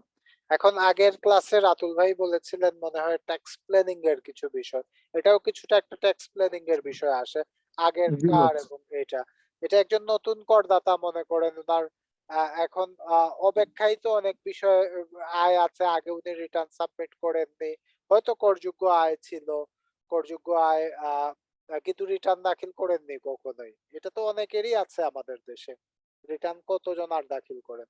তো এখন উনি যখন শুরু করবেন রিটার্ন দাখিল, এখন কি করবেন? এখন উনি ক্যালকুলেট করে দেখলেন উনি যে ব্যবসা করেন কিংবা যে পেশা খাতে যে আয় আছে, এখানে একটা উনি পুঁজি দেখাতে পারেন। তো এটা পুঁজি উনি একটু বেশি মনে করেন, কেউ 4 লাখ টাকা ইনকাম দেখালে তো মাত্র 5,000 টাকা ট্যাক্স হয় আমাদের মিনিমাম ট্যাক্সের হিসাবে। তো 5,000 টাকা ট্যাক্সে আমরা ট্যাক্স ক্যালকুলেশন গুলা যখন করবো তখন স্ল্যাব সম্পর্কে জানবো।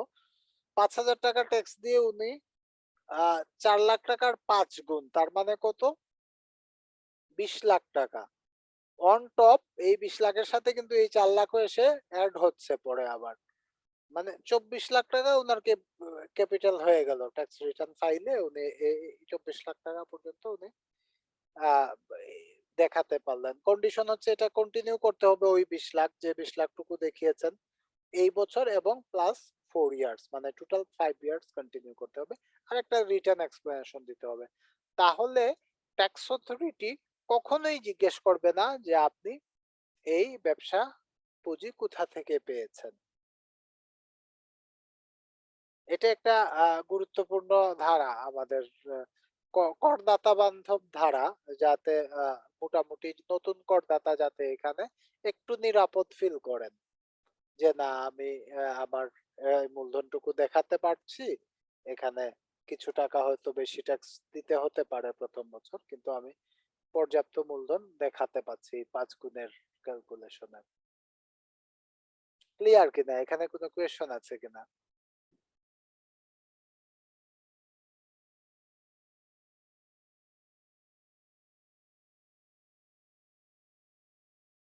তো এই হচ্ছে সার্বজনীন স্বনির্ধারণী পদ্ধতি।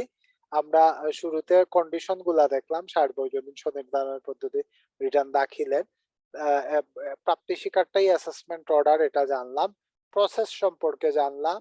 আমরা ভুল সংশোধনী রিটার্ন 82 ধারায় দাখিলকৃত যে ভুল সংশোধনী রিটার্ন, এই বিষয়টি জানলাম। তা দাখিলের পরে অ্যালাউড আন্ডার সেকশন 82BB5 লিখে যে প্রাপ্তি স্বীকার ইস্যু করবেন উপকর কমিশনার, সেটা জানলাম। এটার ডেডলাইন টুকু জানলাম যে 180 দিন রিটার্ন দাখিলের বা মূল রিটার্ন অডিটের জন্য নির্বাচিত হলে তার এটা করা যাবে না দাখিল ভুল সংশোধনী। অডিটে পড়লে রিভাইজ রিটার্ন দেওয়া যায়, রিভাইজ রিটার্নে যদি অডিটের সব বিষয়বস্তু কাভার হয় তাহলে উপকর কমিশনার একটা লেটার অফ অ্যাকসেপ্টেন্স ইস্যু করবেন। ওই লেটার অফ অ্যাকসেপ্টেন্সটাই হচ্ছে অডিট কার্যক্রম শেষ হয়ে যায়। যদি তা না হয় তাহলে উনি 83 বা 84 ধারায় যে কার্যক্রম গ্রহণ করবেন, যেটা অ্যাসেসমেন্টের ধারা। এবং এখানে আমরা দুইটা বিষয় দেখলাম যে বিগত বছর থেকে 15% বেশি আয় প্রদর্শন করলে কিছু কন্ডিশন আছে, ওই কন্ডিশন ফুলফিল করলে রিটার্ন অডিটে পড়বে না, এক। আরেকটা বিষয় হচ্ছে যারা নতুন করদাতা ব্যবসা পেশা খাতে আয় প্রদর্শন করতে যাচ্ছেন, তারা প্রারম্ভিক মূলধন দেখাতে প্রারম্ভিক পুঁজি দেখাতে পারবেন যে টাকা আয় দেখিয়েছেন এর 5 গুণ। এবং খেয়াল রাখতে হবে এটা যাতে ট্যাক্সেবল ইনকাম হয় যে টাকা আয় দেখিয়েছেন, কোনো করমুক্ত বা হ্রাসকৃত হারে আয় দেখানো যাবে না এবং রিটার্ন দাখিলের সময় লিখিত একটা ঘোষণা দিতে হবে, সেলফ ডিক্লারেশন, যে আমি এই সুযোগটি গ্রহণ করেছি। আর এখানে যে পরিমাণ প্রারম্ভিক মূলধন পুঁজি হিসাবে প্রদর্শন করলেন, এটা ওই যে বছর প্রদর্শন করলেন ওই বছর এবং পরবর্তী আরো 4 বছর ক্যারি ফরওয়ার্ড করতে হবে। যদি কেউ করতে না পারেন তাহলে যে পরিমাণ অংশ করতে ব্যর্থ হয়েছেন, কমে গেছে, যে পরিমাণ অংশ প্রারম্ভিক মূলধনের যে পরিমাণ অংশ কমে গেছে, ওই পরিমাণ অংশকে ব্যবসা খাতে আয় হিসাবে করদাতার মোট আয়ের সাথে ওই আয় বর্ষে, যে আয় বর্ষে কমবে ওই আয় বর্ষে যোগ করা হবে। এই হচ্ছে 82BB বা সার্বজনীন স্বনির্ধারণের পদ্ধতি রিটার্ন দাখিলে প্রাথমিক আলোচনা। এটা নিয়ে আমরা আরেকটা ক্লাস নেব, ডিটেল আলোচনা হবে ইনশাল্লাহ। তো এই আলোচনাটুকু এখানেই সার্বজনীন স্বনির্ধারণ পদ্ধতি সম্পর্কে আলোচনাটুকু এখানেই সমাপ্ত। এই রিলেটেড কোনো কোয়েশন আছে কিনা, যদি থাকে করতে পারেন, না হলে আমি সাধারণ পদ্ধতিতে যাব।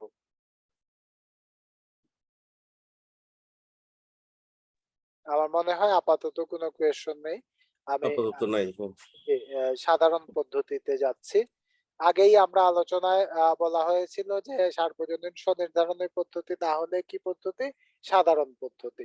এখানে আমরা যে সার্বজনীন স্বনির্ধারণের পদ্ধতিতে রিটার্ন সাবমিশনটা ভলান্টারি, যেটা জাকির হোসেন ভাই জিজ্ঞেস করেছিলেন যে কাদের জন্য এটা করতে হবে কিংবা কাদের জন্য না।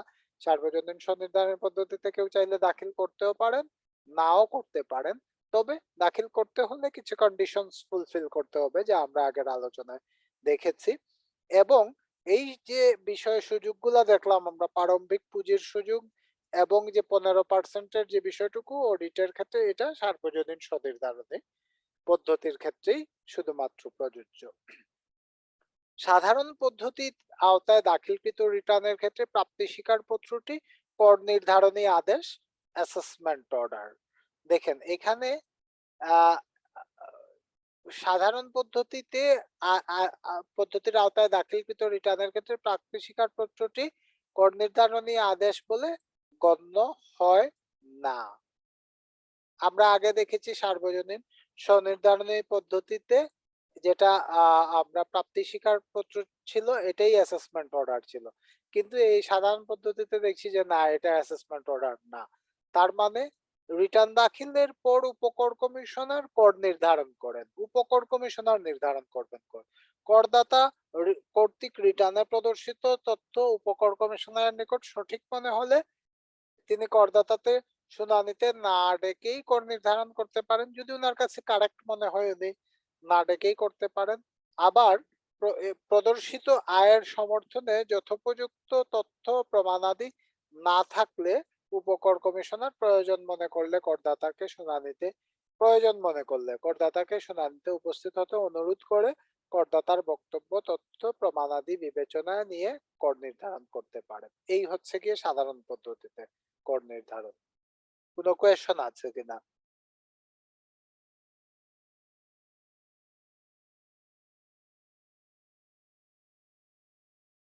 না, নাই নাই। আচ্ছা, এখন দেখেন আমরা রিটার্ন দাখিলের দুইটা পদ্ধতি দেখলাম। দুইটা পদ্ধতিতে রিটার্ন দাখিলের ক্ষেত্রে আমরা সার্বজনীন স্বনির্ধারণীতে প্রসেস দেখলাম, অডিট দেখলাম।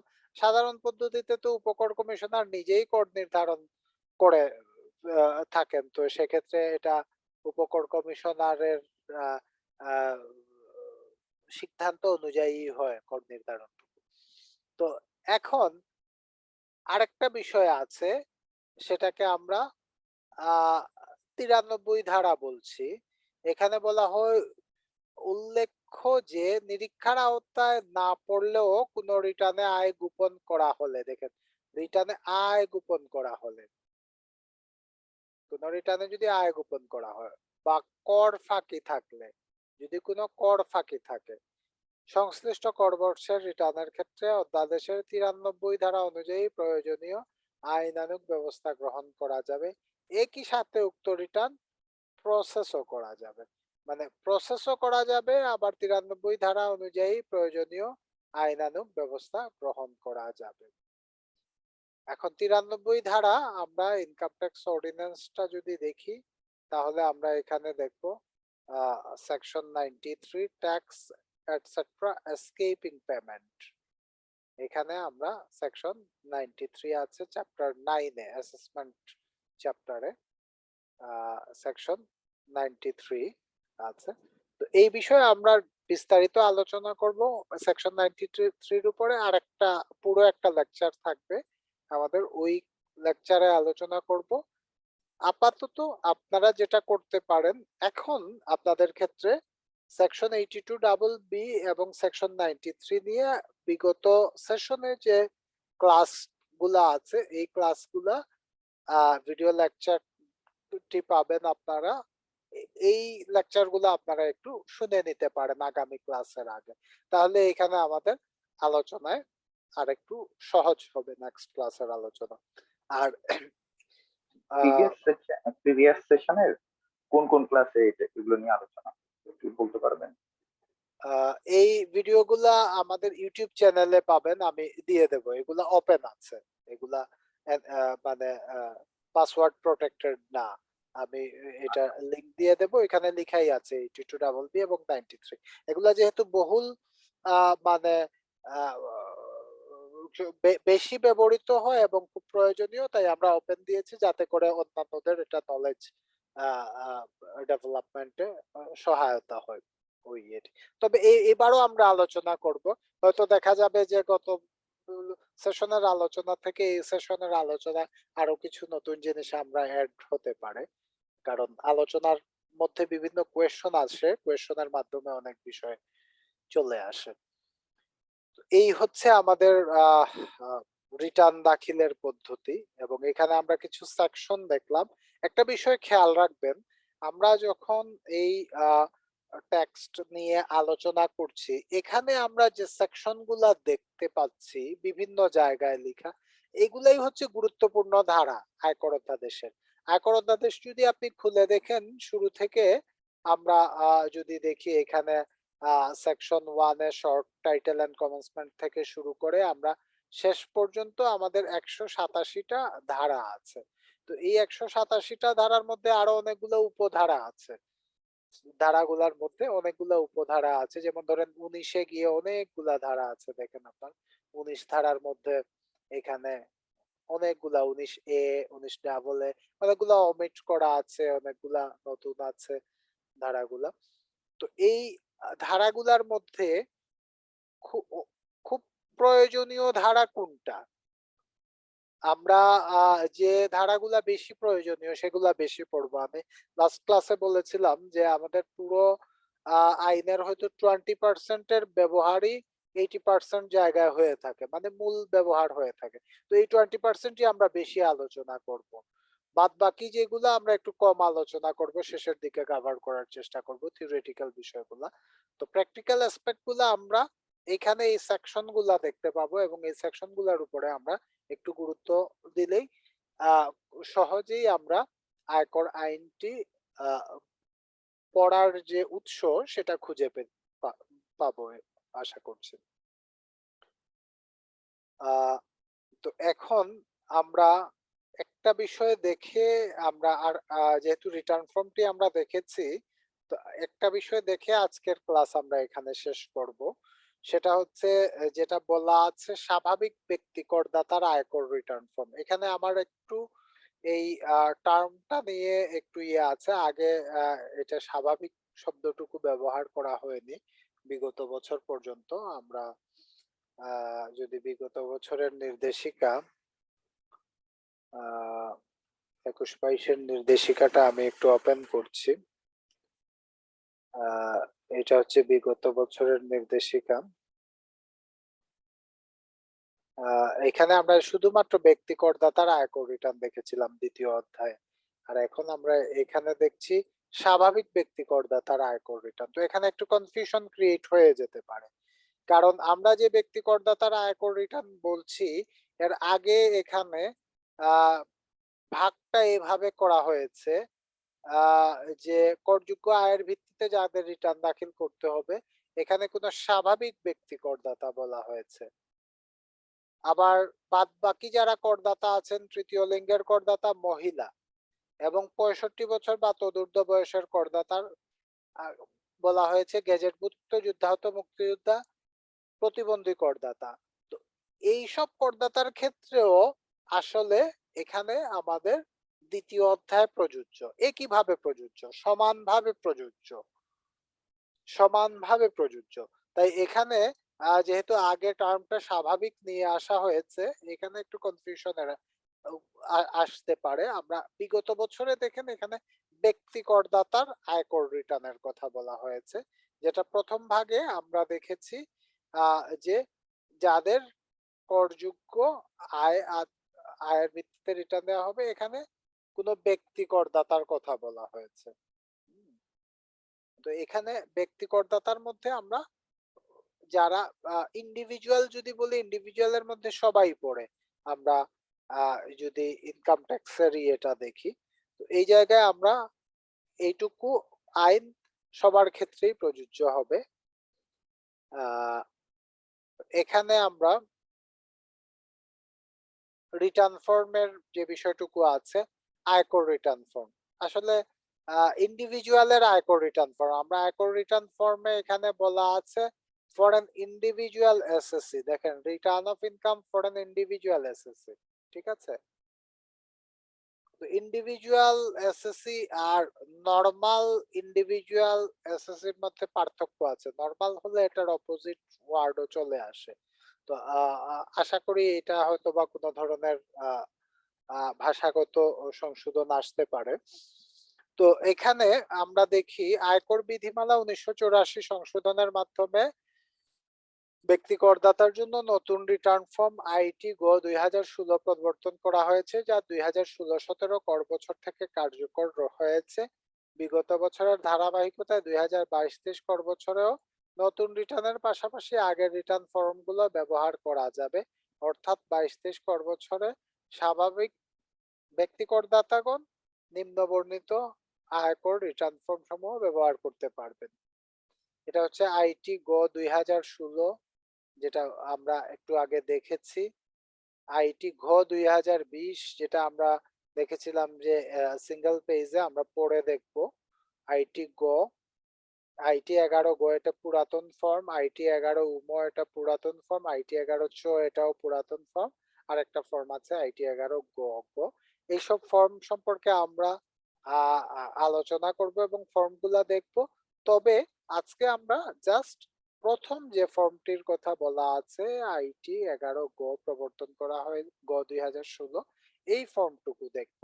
এটা হচ্ছে এই রিটার্ন ফর্ম আইটি 11 গ 2016। এই রিটার্ন ফর্ম হচ্ছে return of income for an individual SSC. আচ্ছা, এই রিটার্ন ফর্ম আপনারা এই ডকুমেন্টে দেখবেন 12 পৃষ্ঠা আছে, কিন্তু আমি মূল রিটার্নটিকে বলছি 3টা পার্ট এবং এই 3টা পার্ট 4টা পৃষ্ঠার মধ্যে আছে, যেটাকে আমি প্রথমে বলছি পার্ট 1, পার্ট 2, পার্ট 3 এবং সব শেষে acknowledgement receipt of return of income. এই 4টা পৃষ্ঠায় আমি মূল রিটার্ন ফর্মটি বলছি। এখন দেখেন বাদ বাকি বিষয়গুলা কি আছে। The following schedules shall be integral part of this return and must be annexed to the return in the following cases. এখানে দেখেন schedule 24A, schedule 24B, schedule 24C এবং শিডিউল 24D। তাহলে এখানে এগুলাকে আমরা বলছি শিডিউল। 4টা শিডিউল আছে। Schedule 24A particulars of income from salaries, schedule 24B এটাকে আমরা বলছি particulars of income from house property income. Schedule 24C এটাকে আমরা বলছি summary of income from business or profession. এবং শিডিউল 24D যেটা আমরা ক্লাসের শুরুতে ট্যাক্স ক্রেডিট নিয়ে আলোচনা করেছিলাম, particulars of tax credit or rebate। এই হচ্ছে 4টা শিডিউল। এই 4টা শিডিউল যার ক্ষেত্রে যেটা প্রযোজ্য তিনি সেই শিডিউলটা এটার সাথে সংযুক্ত করবেন মূল রিটার্নের সাথে। কারো স্যালারি ইনকাম থাকলে শিডিউল 24A সংযুক্ত করবেন, হাউস প্রপার্টি ইনকাম যদি থাকে শিডিউল 24B সংযুক্ত করবেন। যদি দেখা যায় কারো বিজনেস বা প্রফেশনের ইনকাম আছে শিডিউল 24C অ্যাড করবেন। কেউ যদি ট্যাক্স রিবেট ক্লেম করে থাকেন শিডিউল 24D ক্লেম করবেন। তাহলে আমরা মূল রিটার্নটা 4টা পেজ দেখেছিলাম, এখানে আমরা দেখলাম 4টা শিডিউলে মিলে আরো 4টা পেজ আছে, এই টোটাল 8টা পেজ। তাহলে এখানে 12টা পৃষ্ঠা আমরা দেখেছি, আরো কিছু পেজ বাকি আছে, তো সেগুলা কি আমরা একটু দেখি। শিডিউল গুলা শেষ করার পরে আমরা দেখলাম যে এখানে একটা স্টেটমেন্ট আছে। এটা কি? Statement of asset, liabilities and expenses. এটার আলাদা নাম আছে আইটি 10B 2016। আমরা যেমন মূল রিটার্ন ফর্মের নাম দেখেছি আইটি 11 গো 2016, ঠিক সেম স্টেটমেন্টের নাম আছে আইটি 10B 2016। এটাকে আমরা স্টেটমেন্ট বলছি। এটা কি একটা statement of asset, liabilities and expenses. এটা একটা স্টেটমেন্ট। এই স্টেটমেন্টটা 2টা পৃষ্ঠা আছে। এই স্টেটমেন্টের সংযুক্তি হিসাবে এখানে একটা শিডিউল আছে, শিডিউল 25। এই শিডিউল 25 এ ল্যান্ড প্রপার্টি কিংবা যদি কোনো কোম্পানিতে ডাইরেক্টর শেয়ার হোল্ডিং থাকে তাহলে সেই এগ্রিকালচার, নন এগ্রিকালচারাল প্রপার্টি এবং ডাইরেক্টর শেয়ার হোল্ডিং এইটুকু দেওয়া হয়। তাহলে আরেকটা শিডিউল পেলাম আমরা, এটা শিডিউল 25 বলছি।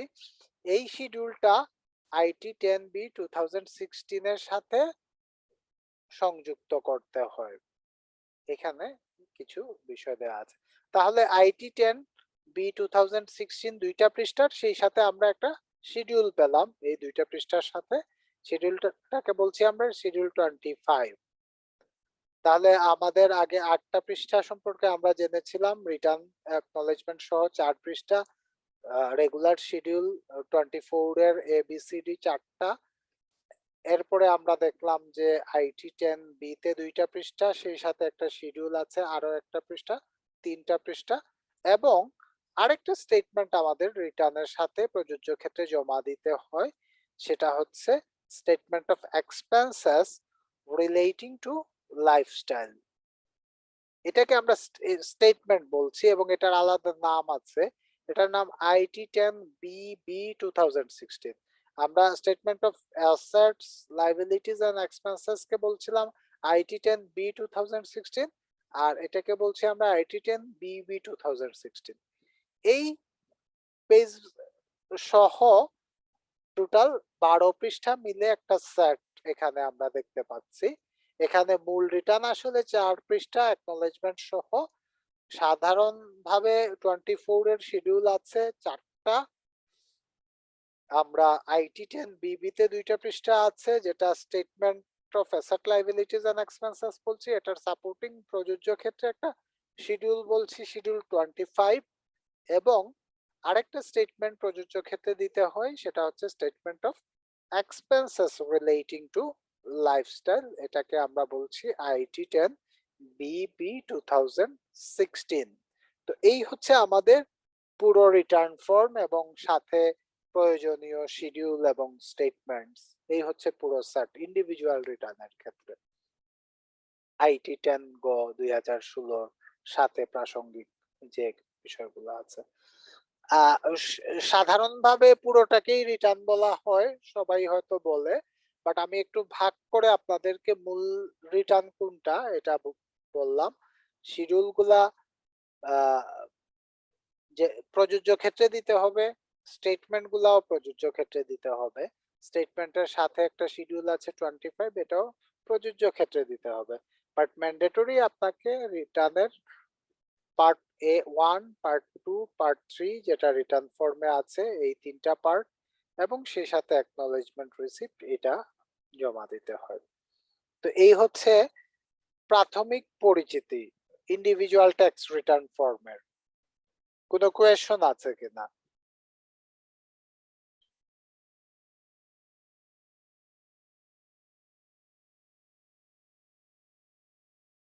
এই পর্যায়ে কোনো কোয়েশন আছে কিনা? না, ঠিক আছে, সব ক্লিয়ার। আমি টার্ম গুলা একটু আপনাদেরকে বোঝানোর চেষ্টা করেছি যে রিটার্ন ফর্মের কোন পার্ট কি বলছি আমরা। এই জিনিসটা একাডেমিক্যালি আমাদের একটু জানা থাকা প্রয়োজন, যদিও আমরা সাধারণভাবে পুরোটাকেই রিটার্ন ফর্ম বলা হয়, এই 12 পৃষ্ঠাকেই দেখা যায়, কিন্তু আসলে এখানে মূল রিটার্নটা আসলে 4টা পৃষ্ঠার এবং অনেক ছোট একটা return compare to other countries আমরা যদি হিসাব করি শিডিউল গুলা সহ। তো এই হচ্ছে মেইনলি রিটার্ন ফর্ম। আমরা জি আমাদের মোট 12 পেজের রিটার্ন ফর্ম, এর মধ্যে শিডিউল 4টা, 24-এর A, B, C, D, আর স্টেটমেন্ট 2টা, একটা ফ্যামিলি এক্সপেন্ডিচার স্টেটমেন্ট আর একটা অ্যাসেট লায়াবিলিটি স্টেটমেন্ট। এবং অ্যাসেটের সাথে মনে হয় 25 একটা শিডিউল আছে, তাই না? রাইট, 25 একটা শিডিউল আছে। ঠিক আছে, ক্লিয়ার স্যার। আর অ্যাকনলেজমেন্ট রিসিপ্টটা আছে সবশেষে, এটা মূল রিটার্নের পার্ট 1, 2, 3 এর সাথে। তো এই হচ্ছে রিটার্নের মানে মেইন বিষয়। পার্ট 1 এ আছে বেসিক ইনফরমেশন গুলা দেয়া, পার্ট 2 তে হচ্ছে পার্টিকুলারস অফ ইনকাম এন্ড ট্যাক্স, যেখানে আমরা ট্যাক্স কম্পিটিশন আছে, পেমেন্টের বিষয় আছে। পার্ট 3 টা একেবারেই সহজ, ইনস্ট্রাকশন কিছু বলা আছে, এনক্লোজার গুলো আমরা লিখবো, একটা ভেরিফিকেশন আছে সিগনেচার দেওয়ার ক্ষেত্রে। তো স্বাভাবিকভাবে আসলে আমাদের রিটার্ন ফর্ম খুব কঠিন কিছু না, আমরা যদি ভেঙে ভেঙে দেখি এটা আসলে মানে এখানে খুব কঠিন কোনো বিষয় না, এবং আশা করছি আমরা আগামী কয়েকটা লেকচারের মাধ্যমে এই রিটার্ন ফর্মটি আপনারা প্রত্যেকটা পার্ট ফিল আপ করা, কিভাবে ফিল আপ করতে হয় এই বিষয়টুকু আমরা জেনে নেব, এবং আয়কর নির্দেশিকায়ও আমরা পরবর্তী ক্লাসে প্রথমে যে রিটার্ন ফর্ম গুলার কথা বলা আছে এই রিটার্ন ফর্ম থেকেই আমরা শুরু করব, অন্যান্য ফর্ম গুলা কম ব্যবহৃত, এবং এখানে কিছু কন্ডিশন গুলা বলা আছে কি কি দিতে হবে, কোন ক্ষেত্রে কি স্টেটমেন্ট জমা দিতে হবে, এই বিষয়গুলা আমরা একটু আলোচনা করব আগামী ক্লাসের শুরুতে। আলোচনার পরে আমরা সরাসরি কিভাবে বিভিন্ন খাতে আয় তৃতীয় ভাগে যাব আমরা আশা করছি, এবং কিভাবে বিভিন্ন খাতে আয় নিরূপণটা করতে হয় এই বিষয়গুলা নিয়ে আলোচনা করব ইনশাল্লাহ আগামী ক্লাসে। তো আজকের আলোচনায় কোনো কোয়েশ্চন আছে কিনা আপনাদের? আমরা আজকে দ্বিতীয় ভাগের আলোচনা পড়েছি, এবং আজকে আলোচনা আমরা রিটার্ন ফর্মের জাস্ট সূচনাটুকু করেছি। কোনো কোয়েশ্চন আছে কিনা আজকের আলোচনায় আপনাদের? স্যার একটা রিকোয়েস্ট আছে, সেটা হলো যে এই আপনার যে আমাদের যে ট্যাক্স যে ইয়েটা আছে, আপনি যেটা দেখে পড়াচ্ছেন এটাকে বলছেন হলো সরি মানে যে বইটা আর কি, হ্যাঁ নির্দেশিকা যেটা, এইটা কি হার্ড কপি স্যার পাওয়া যাবে কিনা? জি, এটা হার্ড কপি আমরা নতুন পাবলিশ হয়েছে তো আমরা কালেক্ট করছি, আমরা স্টাডি ম্যাটেরিয়ালস এ এটা হার্ড কপি দিয়ে দেওয়ার চেষ্টা করব। সেটা হলো ভালো হয়, তাহলে পড়তে সুবিধা হয়। রাইট, এমনি সফট কপি তো আছেই। হ্যাঁ এটা এটা আমরা চেষ্টা করব হার্ড কপি দেওয়ার। Thank you sir. আর কারো কোনো কোয়েশ্চন আছে কিনা?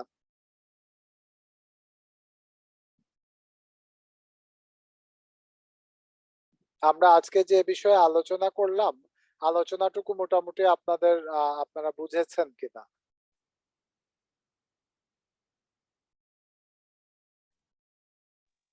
হ্যাঁ বুঝতে পেরেছি স্যার, যেটা হলো দুইটা বিষয়ের মূলত আমরা আলোচনা, একটা হলো স্বনির্ধারণী এবং একটা হলো সাধারণ পদ্ধতিতে কিভাবে আয়কর এবং এর ব্যারিয়ার গুলি বা ইয়েগুলি সুবিধাগুলি কি কি আছে।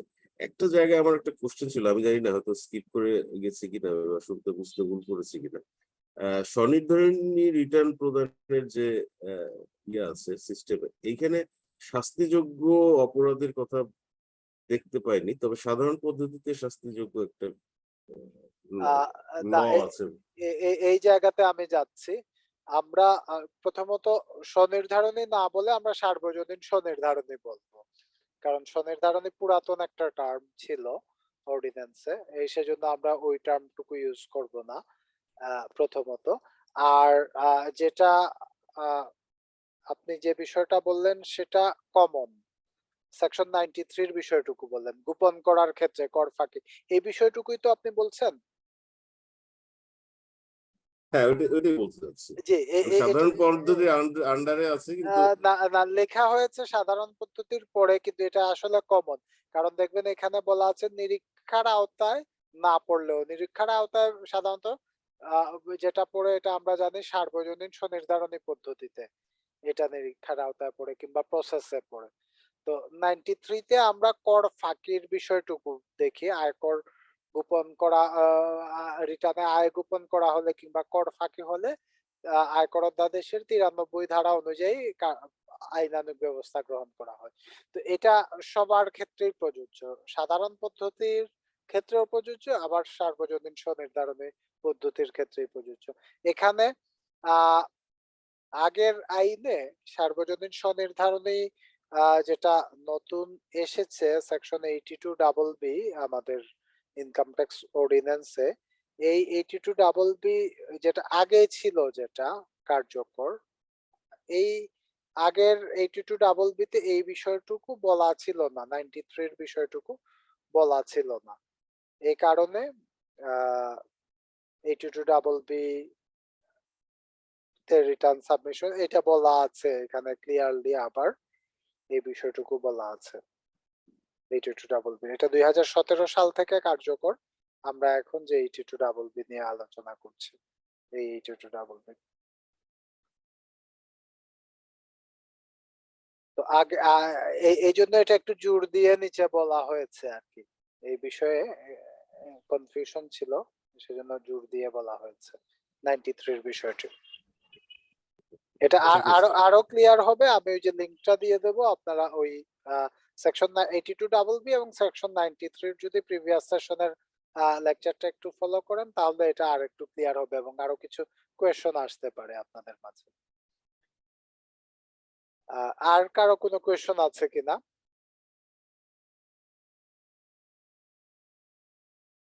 আমার মনে হয় আপাতত নেই।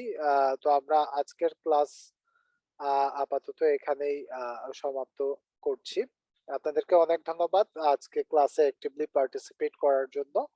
আগামী ক্লাসে আবারও আপনাদের সাথে আম, আহ, পরের অধ্যায় এবং ইনকাম ট্যাক্স রিটার্ন ফর্ম নিয়ে বিস্তারিত আলোচনা করব ইনশাআল্লাহ।